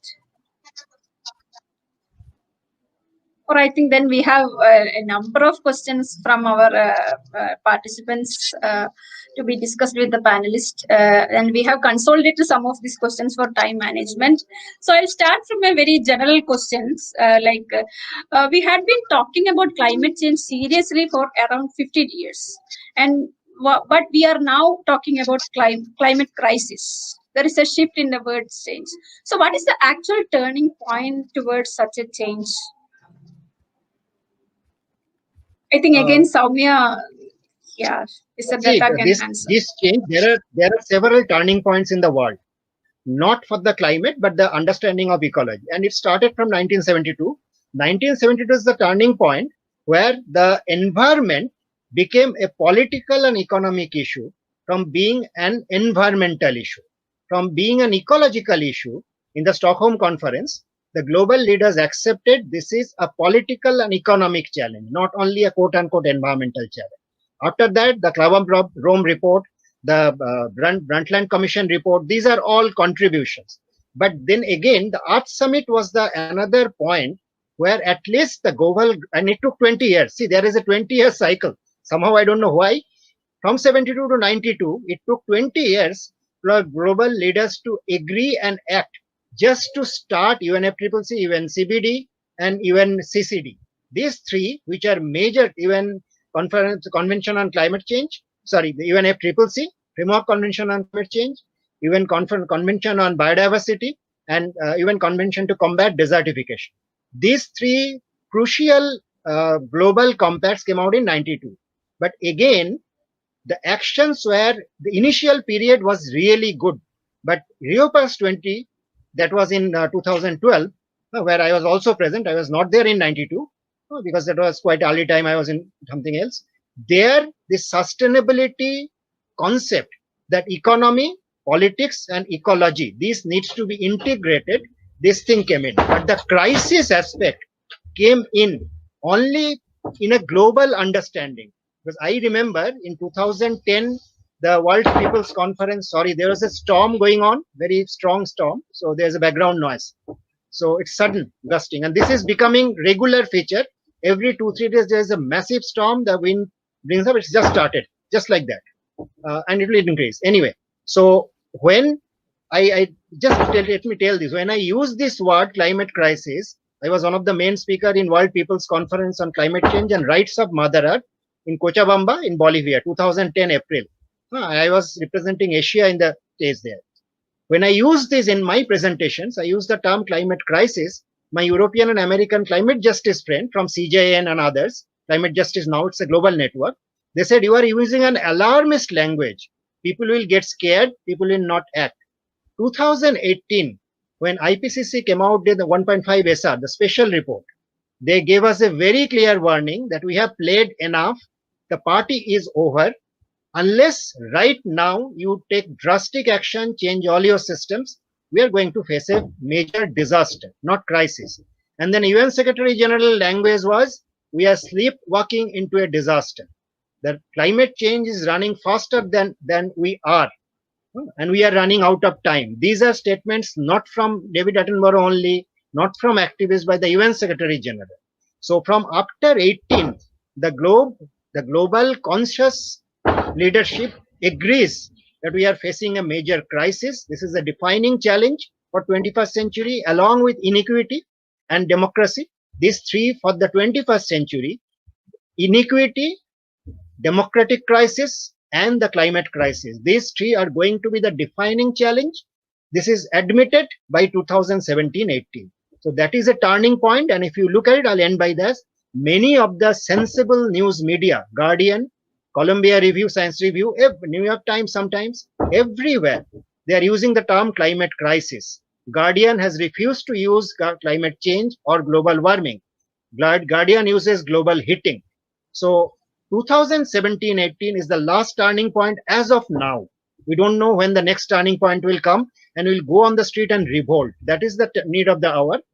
Just by doing webinars and learning a little bit, nothing will change.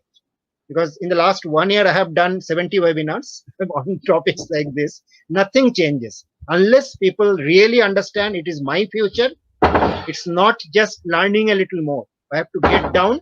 If I have to get beaten, I have to get beaten. But I have to change. Like we have done, we have stood in front of police, stopped the nuclear power plant construction, stopped coal mining. We have got down into the mines, occupied peacefully. Police arrested us.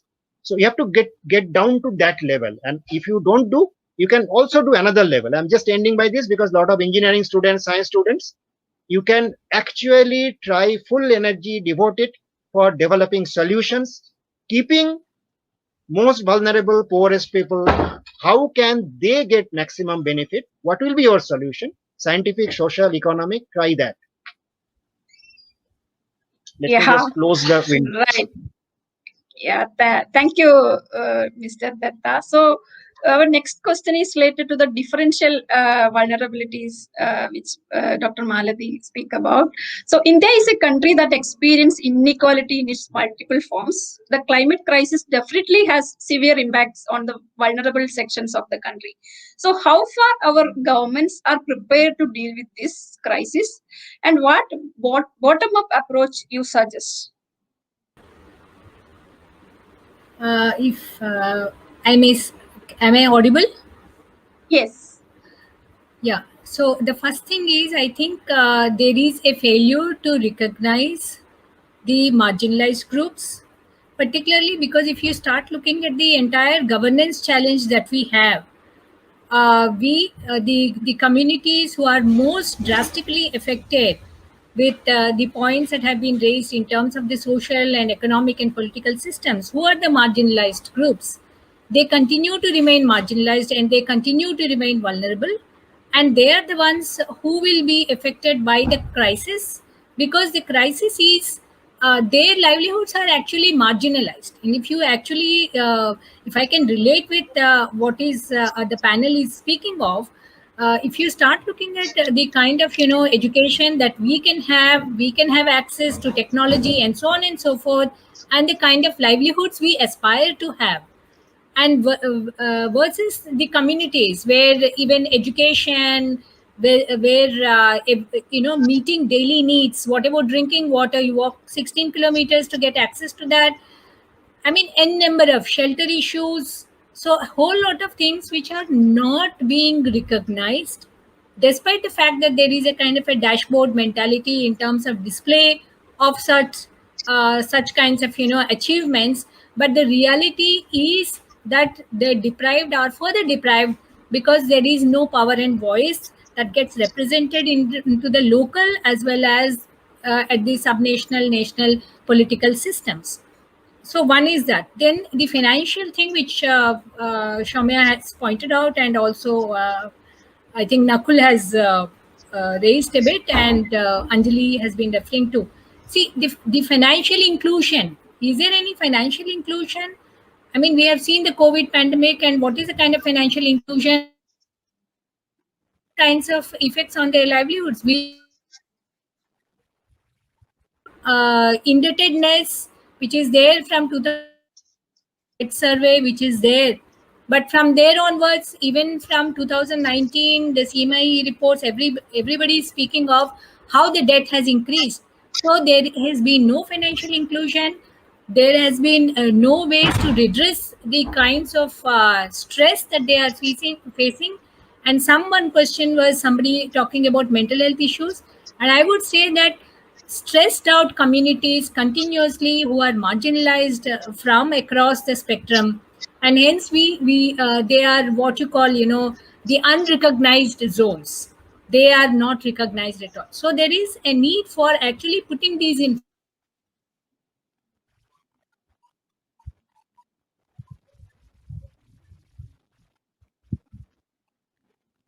at various local levels, and then collectively, cohesively bring out a different kinds of knowledge and put it out, put it up to the government, to the public, to the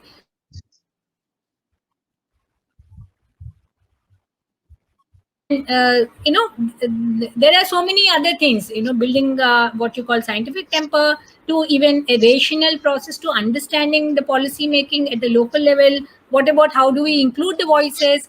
There's a things that we can do as social work professionals and students, because I think that is something which this institution caters to. So I feel that there is a huge agenda for us, and if we start at the local level, at the communities, and then try and link up with various sorts of experts and get this kind of a knowledge, and what is the knowledge interface that we need to have.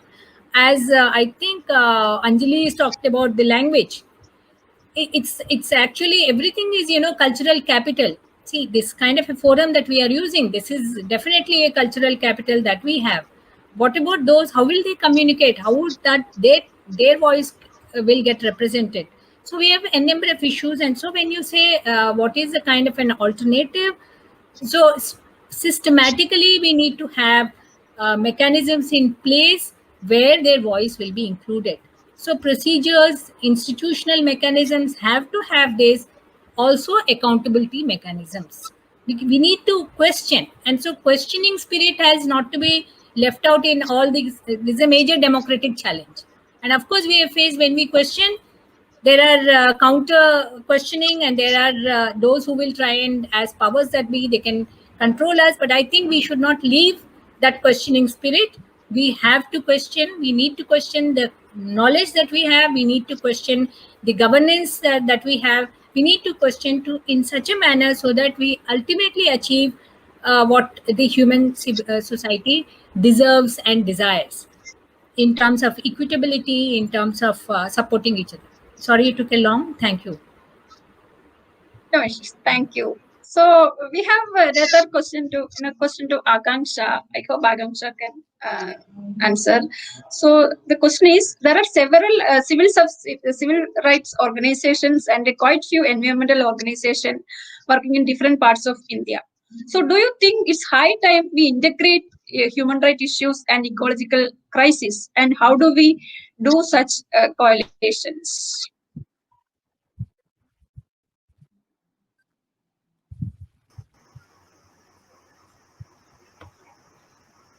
So at the end of my presentation, I told about the three things: reflect, demand, search, and demand. At an individual level, anyone can follow that. Coalition, to make a coalition, that is a very, it can be a challenging thing, or if uh, until you have a specific goal,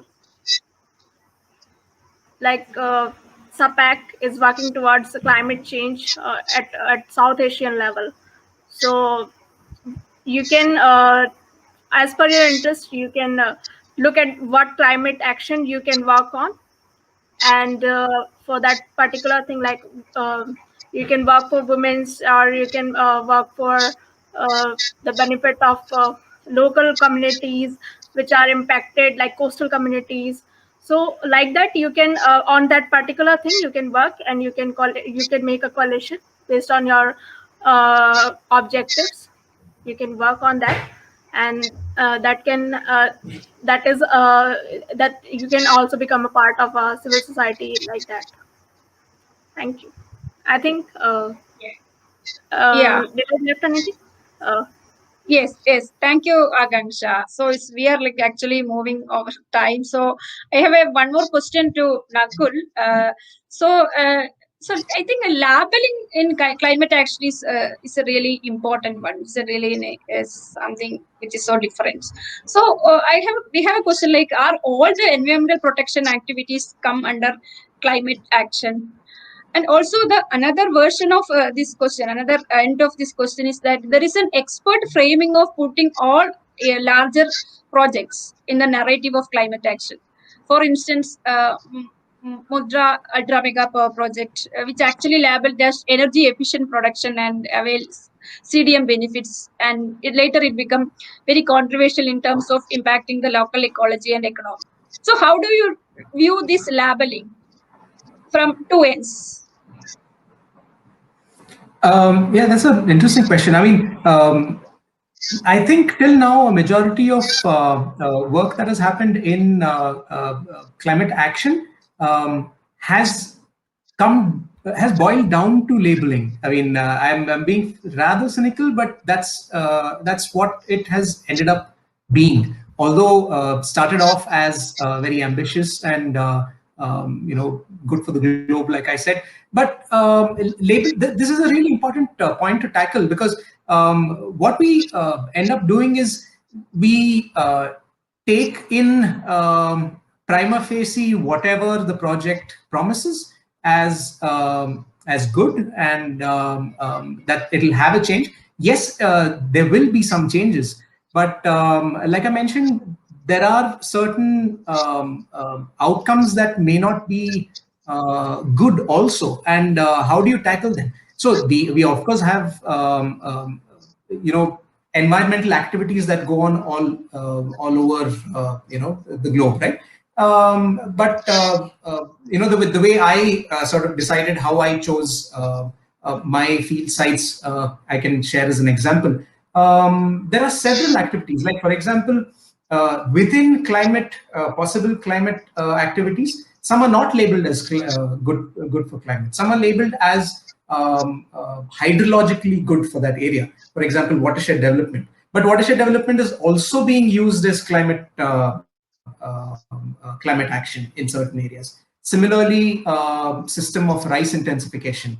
In many cases, SRI is used as a climate action project where we adapt to certain conditions in that area because of a possible climate impact or a current one. But on the other hand, people may use SRI to just conserve water. So it's hard to label what is and what is not climate action. But in the manner in which we go ahead from here, there needs to be a certain rigor in which we use to identify climate action. And Mr. Datta's first presentation sort of gave a very broad view of what needs to be done in different areas, right? And in that it will include what Mundra did too.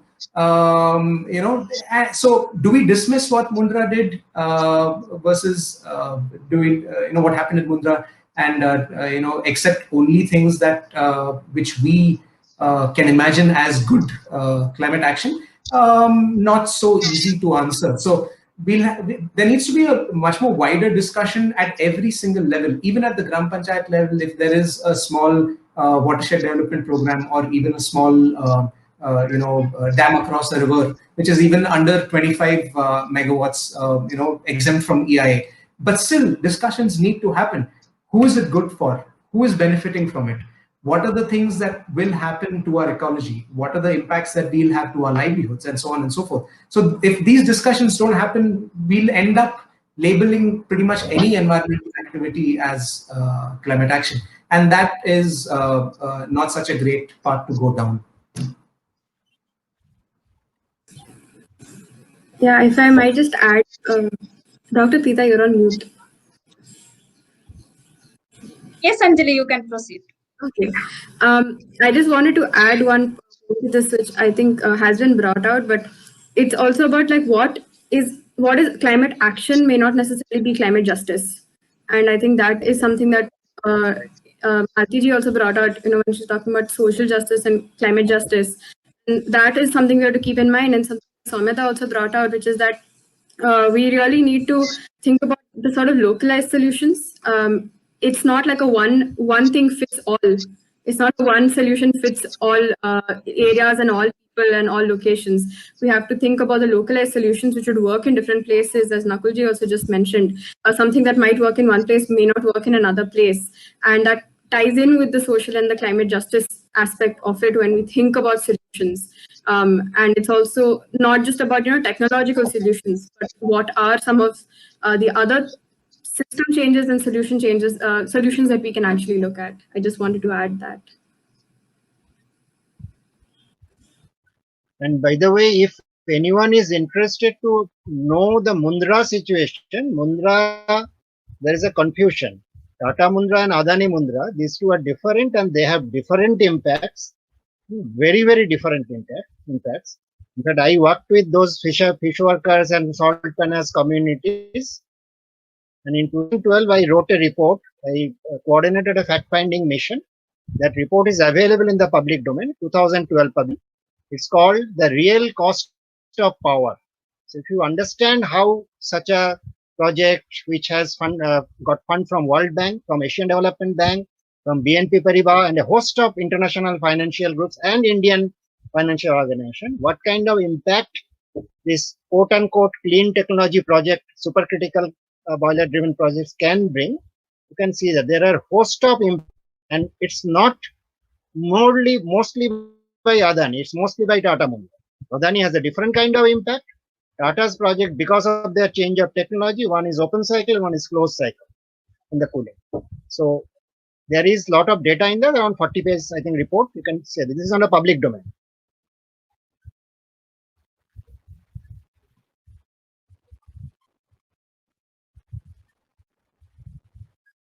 Anyway, I think 6. Yes, seems like Dr. Preeta has dropped off. Maybe internet connection. Our connection, thankfully, is on, because there is a sudden storm which I went out and saw. 2 of the pots are broken, things are falling down. Anyway, these have increased quite a lot. Without warning, sudden violent storm and rain. Yeah. And we are just now dealing with the impact of Cyclone Yash. Because in spite of earlier warning from us, people could not understand the huge storm surges. In fact, more than 3 lakh houses have totally been destroyed. So we are working with the fish workers community there right now. So this, my request is any group who have either, there are 5, I'm sorry I am intervening, 5 kind of communities in India who are suffering the most, will not, it's not that will suffer, who are already suffering the most. And if you can join with any one of them, try to understand what are the impacts happening, what are the vulnerabilities, and bring up resilient solution.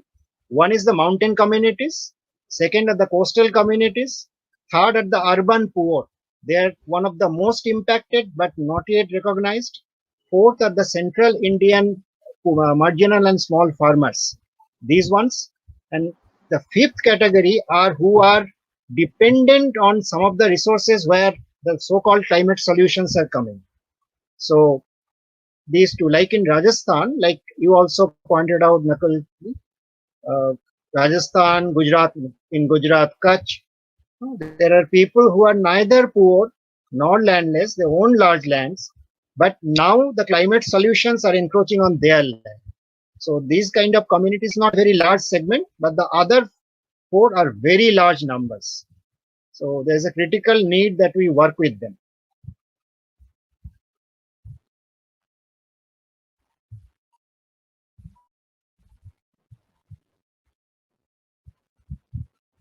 And there are some, I think, very just informational question, like how much is I was just looking at it, how much is the energy, renewable energy, those are all available, 28% as of now. And if you include large hydro, it will be 34-35% out of the 40% commitment. So those are accounting tricks by the government. So those kind of questions can be searched out by 2-3 clicks on the computer.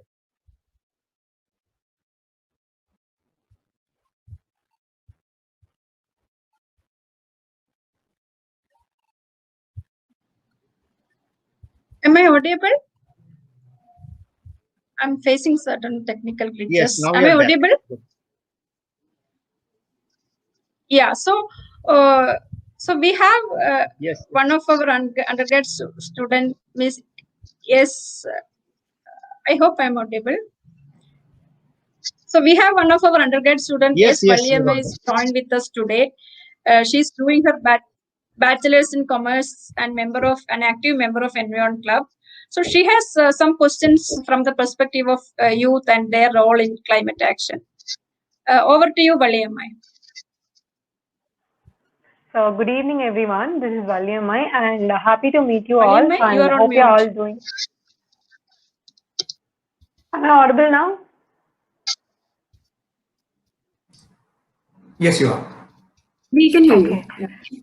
Yeah, okay. So good evening, everyone. Happy to be a part. And so without more delay, I would like to get in the question. First, I would like to ask Ms. Anjali, so how to involve children in this climatic action and sensitize them on climate justice? So do you think children have a big role to play in?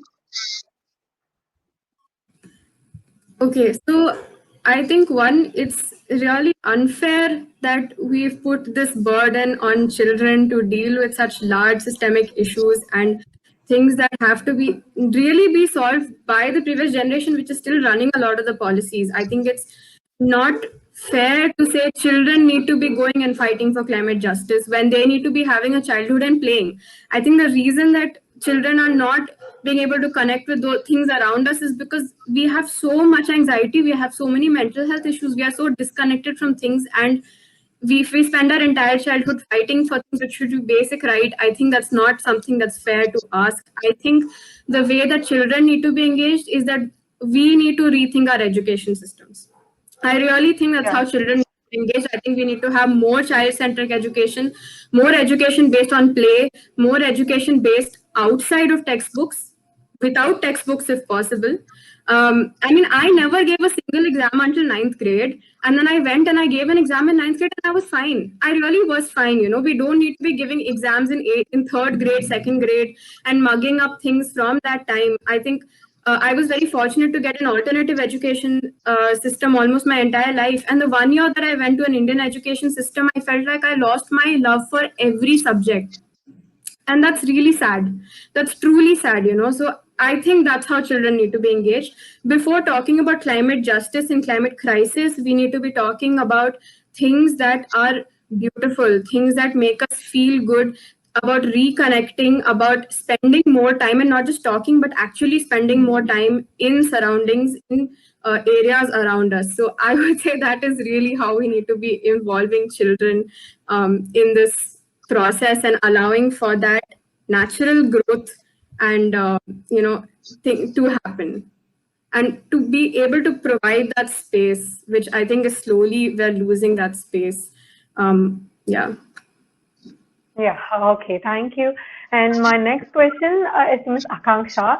So, as a student, what's the first step to get into the research, and what will be the research in climate crisis and climatic action? Like, what will be the scope in it, and what are the procedures that we need to follow as undergraduate students? Specifically for undergraduate students, right? Yeah. Okay, so I think that is very initial level. At that level, very few people know about what is actually research. So I think it is better to go for internship first, and that is also as per your interest, in which field you are interested in, because there are so many fields of research. biodiversity conservation. There's like in environment also, there are so many fields, environmental laws, and there are social issues you can join. There are so many institutions, so many organizations, so many civil society organizations. You can join them, and based on that, you can work with them. You can get experience, and that definitely that will help you in setting your goals for further research, for doing for stepping into the research field, um, in the main research field. So at initial level, I think it is good to start with volunteering or as an intern with the organizations that are already there. Okay, thank you. So, given the increasing participation of youth in climate activism and the increased scrutiny of the government on such activist groups, what are the other avenues through which the youth can be involved more in climate action, and how youth can work with the government and engage with good activities more? Would you like me to take this, or would someone else like to take this? Like anybody You is go okay. ahead. Okay, sure. So I think it's a quite large question that you've asked. I feel like I touched on some of these when I was talking earlier, but definitely when we say climate action, one, the only way to do action is not to just, criticize things that are happening. You can also do it, like I said, education is a huge part of it. If you're an artist, you can do it through your art medium, through writing. If you can also just do it by having conversations. Sometimes we really undervalue the, so to say, smaller actions, but I think there are even more required actions. Like, for example, having a half an hour long conversation with your grandparents who live at your house. It's a task. I have to say it's a task, and it's a huge change that you're bringing about just by doing that. So I think that is one thing to understand.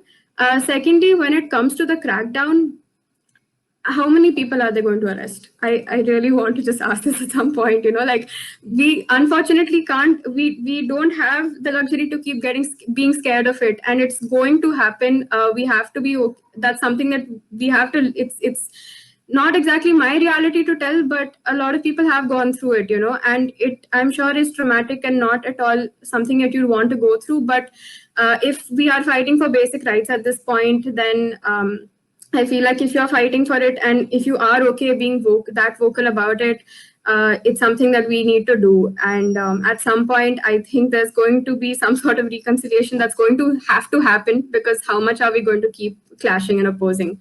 So I think that is there. And when it comes to engaging in policy levels, I think we've definitely seen more. I've personally seen a lot more young people get into policies, policy making and politics. Some of my friends are into politics now. But definitely, I think it just starts with being more aware. Everything is political, like we like saying, but do we truly practice the fact that everything is political in our lives? Do we understand that caste systems are all around us? Do we understand that gender systems are all around us? Do we understand all of these things? So it's really about understanding those first, even that is political.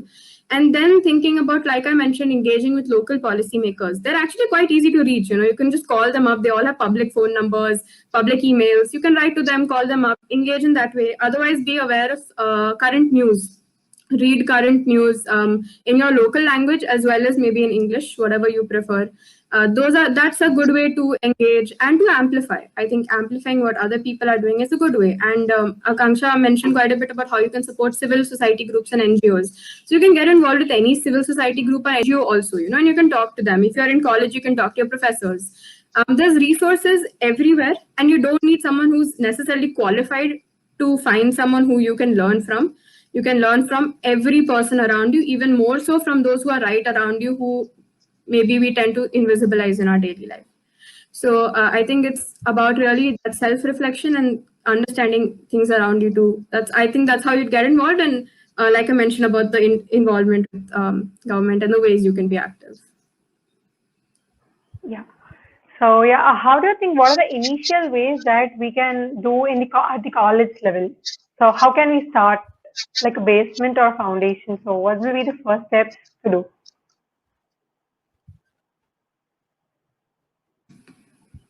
Directed at me or Akanksha? Sorry? Was the question to Akanksha or me? Yeah, anybody can take it up, no problem. Akanksha, would you like to take it and I can add? Or You can add, yeah, you can take it. oh, okay, good. Sure. So you said what is the initial steps we can take at a college level, right? Yeah. Okay.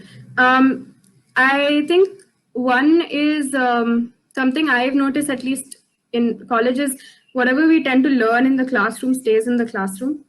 And especially if you're in a college where you're learning about social justice, and like many colleges now have foundation courses on social issues and environmental issues, kind of taking those out of the class as well and seeing those in your college space. There's a lot of discrimination and a lot of issues that are within your college itself. I think recognizing those. So even though I go to a so-called very progressive and liberal sort of college, there's still plastic spoons, cutlery, there's no waste segregation, there's a very, very poor management of water and energy. And I think that's really sad, you know. So I was working in the environment ministry. We have like student government format. So even just seeing, do you have an environment club? Do you have an environment, some group of students working on environmental issues within your university, on social issues within your university? Is there still caste-based, class-based, gender-based discrimination in your university? Are your infrastructure sustainable within your university? If you're saying that you are a progressive, inclusive space, any university, be it any college space, I think as students, we have to question whether it truly is. Is it financially accessible for everyone, linguistically accessible for everyone? And as students of any university, you have to start asking these questions. We are still trying to get plastic cutlery out, and it's been 6 years. It's really sad that it takes that long, you know. So you have to constantly be at it. That's really where it starts. I'm sure if you like if people have WhatsApp groups, Facebook groups, start just asking who else is interested in this. You can make like little groups of people who are interested, make little WhatsApp groups or whatever it is. You can get together to have conversations, identify what are the issues that you see. Try to involve those who are from either Dalit, Bahujan, Adivasi backgrounds in these discussions, in people who are most marginalized, people from all different backgrounds. Please try to involve students in your college from those backgrounds also in these discussions, and see if you can identify some of these issues, and then you can take it up with your management. You can take it up with your faculty if you're comfortable with your faculty. And you can start that way. A lot of faculty would also be interested in joining, I think. So you can float an email to your faculty. These are just some ways you can get started, I think. But to identify the issues is very important first in your college level. And then, of course, after, even if you can address these issues within your college, that's a really big thing that you've done. You don't have to necessarily address the issues outside of a college right away. Start within your own college, because that's the community you're currently a part of. Sure. So thank you so much for responding to everything. Thank you for giving this opportunity, and happy to be a part. So yeah, let so me we just have add a point. Since you are in, I'm giving very specific example. Since you are in Coimbatore, try to be aware of what is happening around Tamil Nadu. Like Piyush Manus, you might be knowing, he would not be far off. Uday is not also far off. In what is that? Nagirkowal. Sometime invite those people who have led environmental movements in those areas, big or small or medium, doesn't matter. Just listen to them. Few other people, like I know a lot of people from Kudankulam movement, the Sundaramma and all the young, older women. I'm very friendly with them, though they don't understand my language, I don't understand the language, but we have full communication.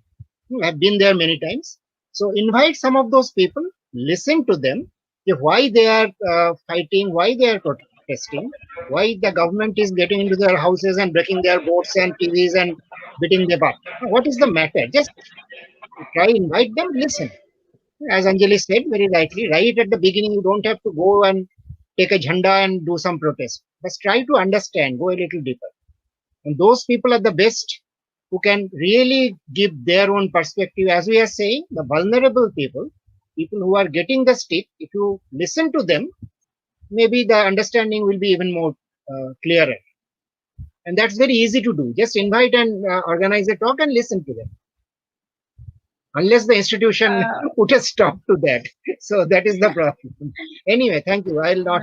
Yeah. So we have one more person joined with us today, like Mr. Vijay Babu, a Coimbatore-based environmental activist, to ask certain questions from the grassroots level perspective. So he's an active member in various civil society organizations in Coimbatore, and he's one of the coordinator of Kayankulam wetland regeneration and restoration project, which our department is also taking part with them. So over to you, Vijay Babu. Thanks a lot, ma'am. Happy evening to everyone. And once again, I thank everyone for enlightening us in this valuable event. And I have a question. On one side, we are talking about economic development. The other side, we are using more natural resources. As Mr. Datta said, the utilization of natural resources should get decreased, or it need to change its transformation into very minimum utility phase. My question is that we are keep on using natural resources in the name of economic development, but hardly it hits the local people, those who are dependent on that natural resources, how they can balance if such mineral or this natural conflict occurs.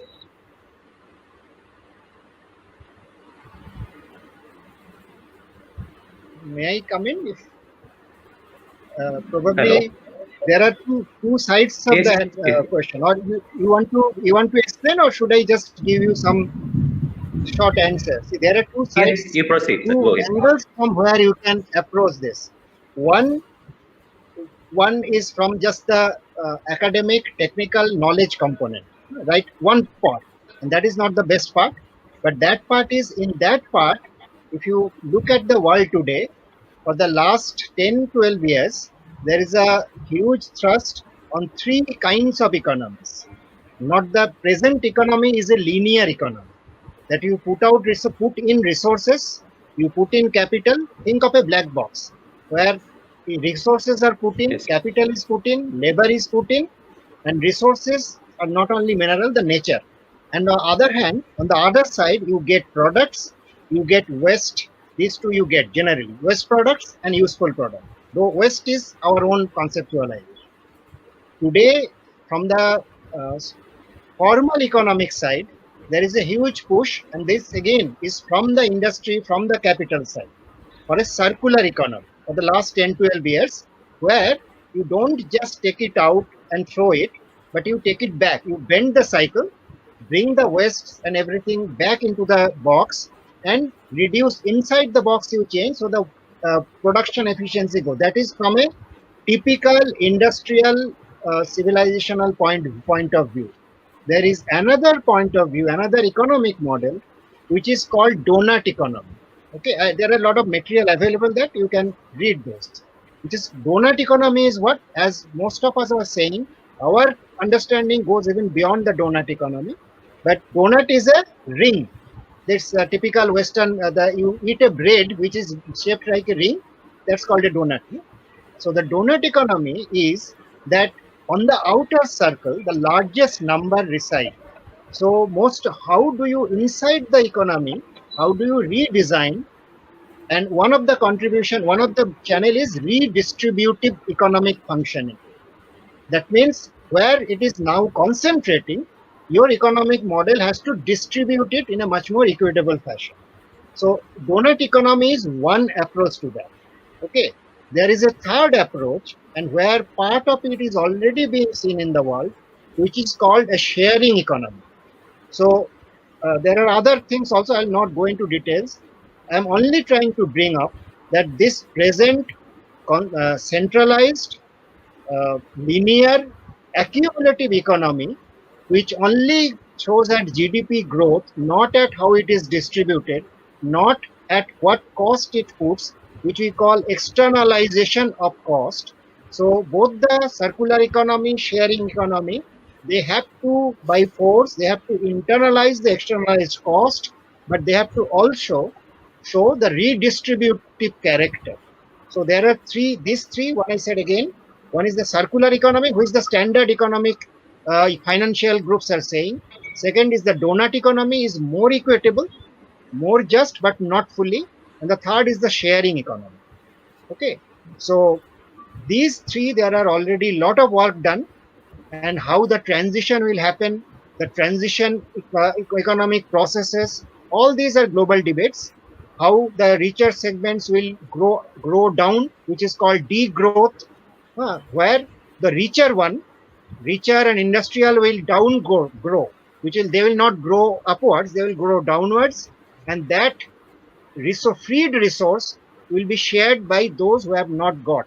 So the degrowth, all these are part of these new models. So there are a lot of these already being discussed, but I will give a warning that the Green New Deal that the US and some Europeans are pushing, there are a lot of dangerous things being there. These are a lot of what Anjali probably said, greenwashed. A lot of greenwashing is going on. Some old models, some same concentrated thing, some green paint you do, so it looks green, or you term it green. So, but the three things I said, circular economy, the donut economy, and the sharing economy, and the degrowth. Degrowth is also an economic model. All has to have a redistributive component. So you can go and see this. And some mixture of sharing economy and donut economy. These probably will give us an intermediate time, till the time sometime in the future we reached an ideal condition, which is not in any time soon, definitely not. But at least in the interim, in this period of transition, the donut economy and the sharing economy and degrowth shows us some really good, equitable, and just way.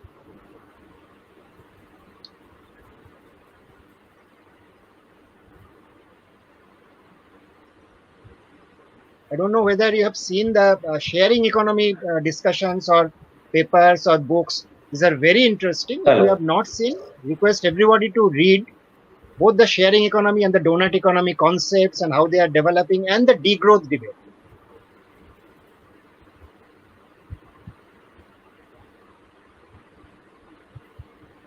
Okay.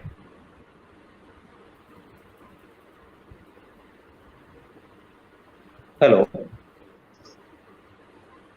Hello. Preeta has gone out again. Connection.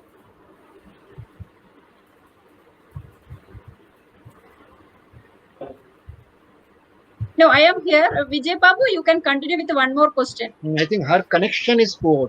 Hello. Okay, now you are best. Is it audible? Yes, you are audible. I'm audible. Someone from the organizers, please take over. I think connections are giving problem. Vijay Babu, Hello. you can continue. Yes.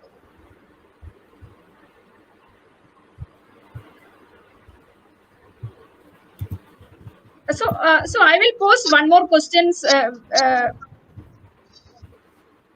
which Vijay Babu actually want to ask because of the poor connection. So actually, how do we empower small farmers who are actually the climate victims, and how can we support them? And that's one of the questions actually he wants to ask.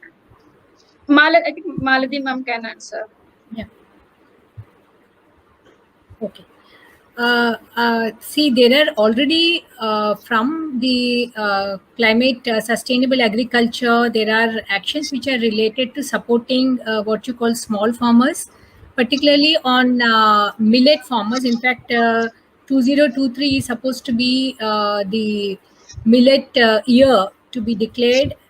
So that is something which, if we can have resilient agriculture in terms of small farmers who are producing these kinds of local crops, and local in the sense and local ways in terms of organic kind of a production systems, using heavy pesticides and heavy what you call chemical kind of based farming techniques. And also, if when we talk about millets, then there would be some kind of, the water guzzling that we are talking about, or water stress districts, and the kinds of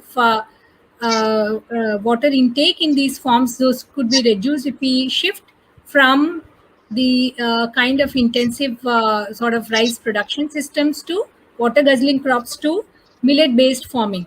That's one of the things, that those kinds of support systems can exist, but they have to exist simultaneously, connections, networks with consumers, and trade support for them. For example, during this transition phase from this shifting, they need to be supported. So that's one of the other things that we want to do for the small farmers. And we also are we need to say that the food systems, and in terms of food sustainability, we have enough experiences from the ground. Deccan Development Society and others have shown particularly how food security could be beefed up with these kinds of millet based production systems, including their infusion into public distribution systems.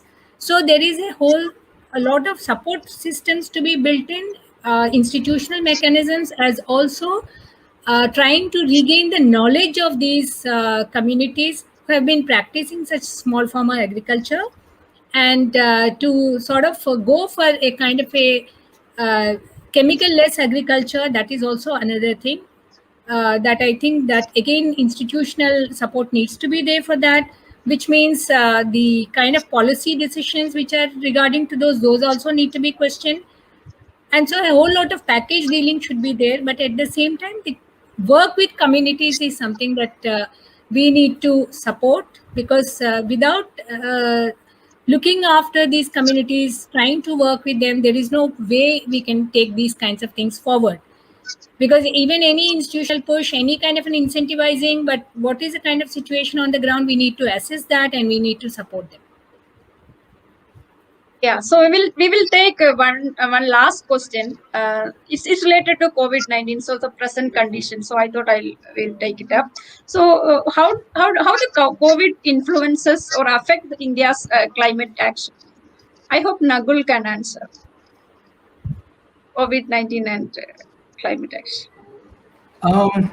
Hard to say at the moment, simply because we don't have enough data. But one thing is for sure, a lot of resources, government resources, and even private resources are being diverted, and rightly so. What does it mean for current climate action work that is happening? Not sure, but if we don't fight the pandemic and really work hard to vaccinate everybody and hopefully stop it, things are going to get difficult.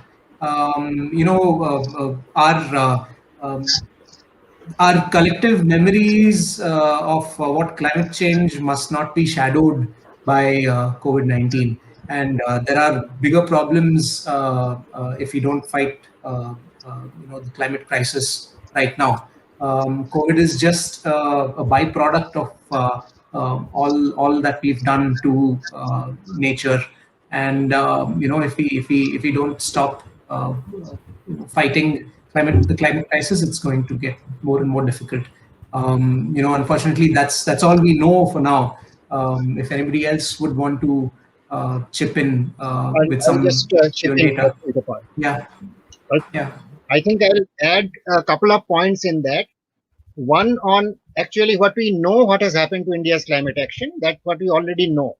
One point is India's states, SAPACC, the State Action Plans on Climate Change, their first revision, that is the second version, was supposed to be ready by 2019.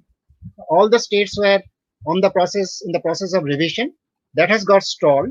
Many of these processes have delayed, and some of the national missions, they have also delayed their things because of COVID. But the larger impact that has already happened and will happen, given examples of other countries. India's economy, like most other countries, but India's has a very, very strong response to COVID lockdowns, not the COVID crisis, the lockdowns. India's economy has nearly crashed. First year, 2020, this first financial year, Last year it was around 10 point some percentage. This year, just now we have the data 7.3% on that reduced basis. That means economy has really crashed, and crashed means it has really devastated something like 50 to 60 crore people at the bottom. Casual workers, migrant workers, many others. The rich has not suffered much. They have actually gained, and the middle class also didn't suffer much, though they lost, some of them lost job. So what is the reaction that we are seeing? Because you have to also follow what other countries are responding to. There is an overriding desire and pressure for a very fast surge in economic activities, restarting economic activities. And in that, several sectors are getting a boost. Coal and oil are getting a big boost in many countries. So we are seeing, like in China, when China recovered from COVID crisis, when it managed to contain it, its emission shot up again. And that is going to be the case in 99%, which is in IPCC term, extremely likely. India's climate action is going to go back by 10 years. We'll focus our government, and there will be a political demand, forget about environment, restart the economy, give the economy a push, and that is already happening. If you have followed, if you have analyzed, we did analysis of the so-called packages, COVID packages. These are giving push for quote-unquote dirty economic processes, and that will happen. There is a political push, there is an economic push. So our climate action will go back. It was in the second tier, it will go back to the fourth tier of priorities. So that is more or less given. So we'll have to face that additional challenge.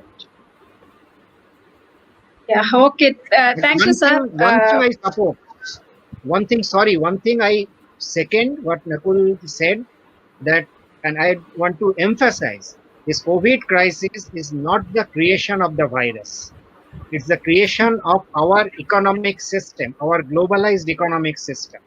The virus didn't come out on its own and spread.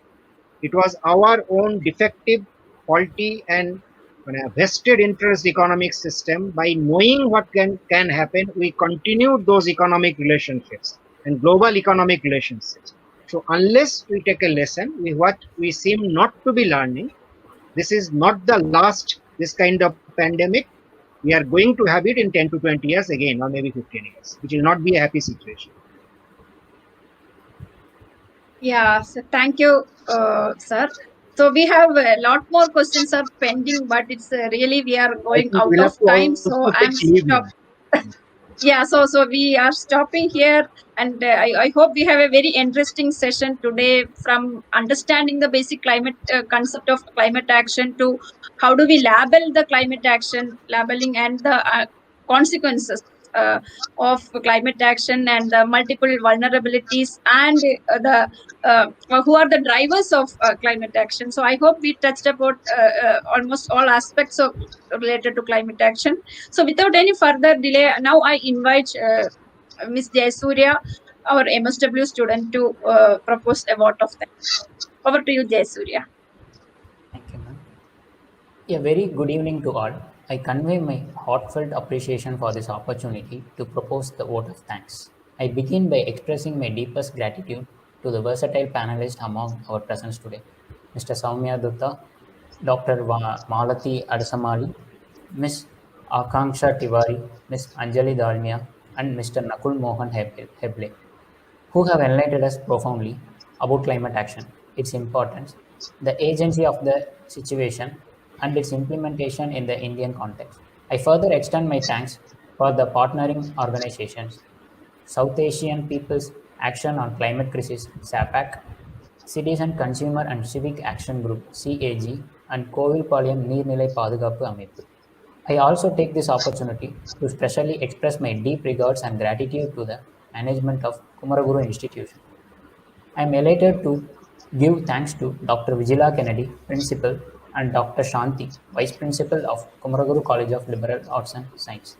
I extend my warmest gratitude to Dr. Emmanuel Daniel, Faculty Lead, School of Social Work, and Dr. Preeta, Faculty and the Program Coordinator, School of Social Work, CAS, for bringing together this wonderful panel that has helped us in fostering the importance of climate action among young minds. I thank Mr. Vijay Babu, KNNPA, and Ms. Valliyamai, student of 2nd BCom class, for their active engagement in the post-panel discussion.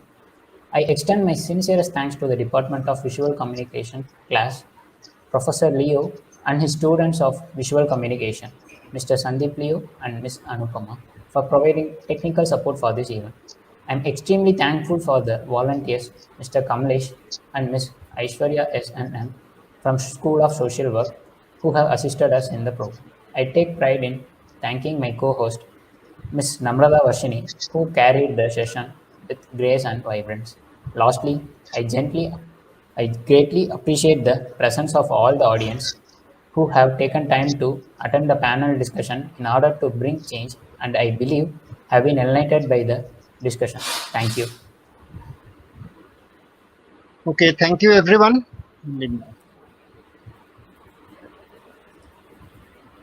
Thank you. Thanks a lot for Thank you, this Joshua.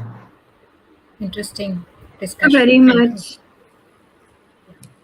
We can exit. Thank you, Dr. Preeta. It was nice meeting all of you, fellow panel members as well. Yes. Thank you for the talk. Thank you so much for having me here.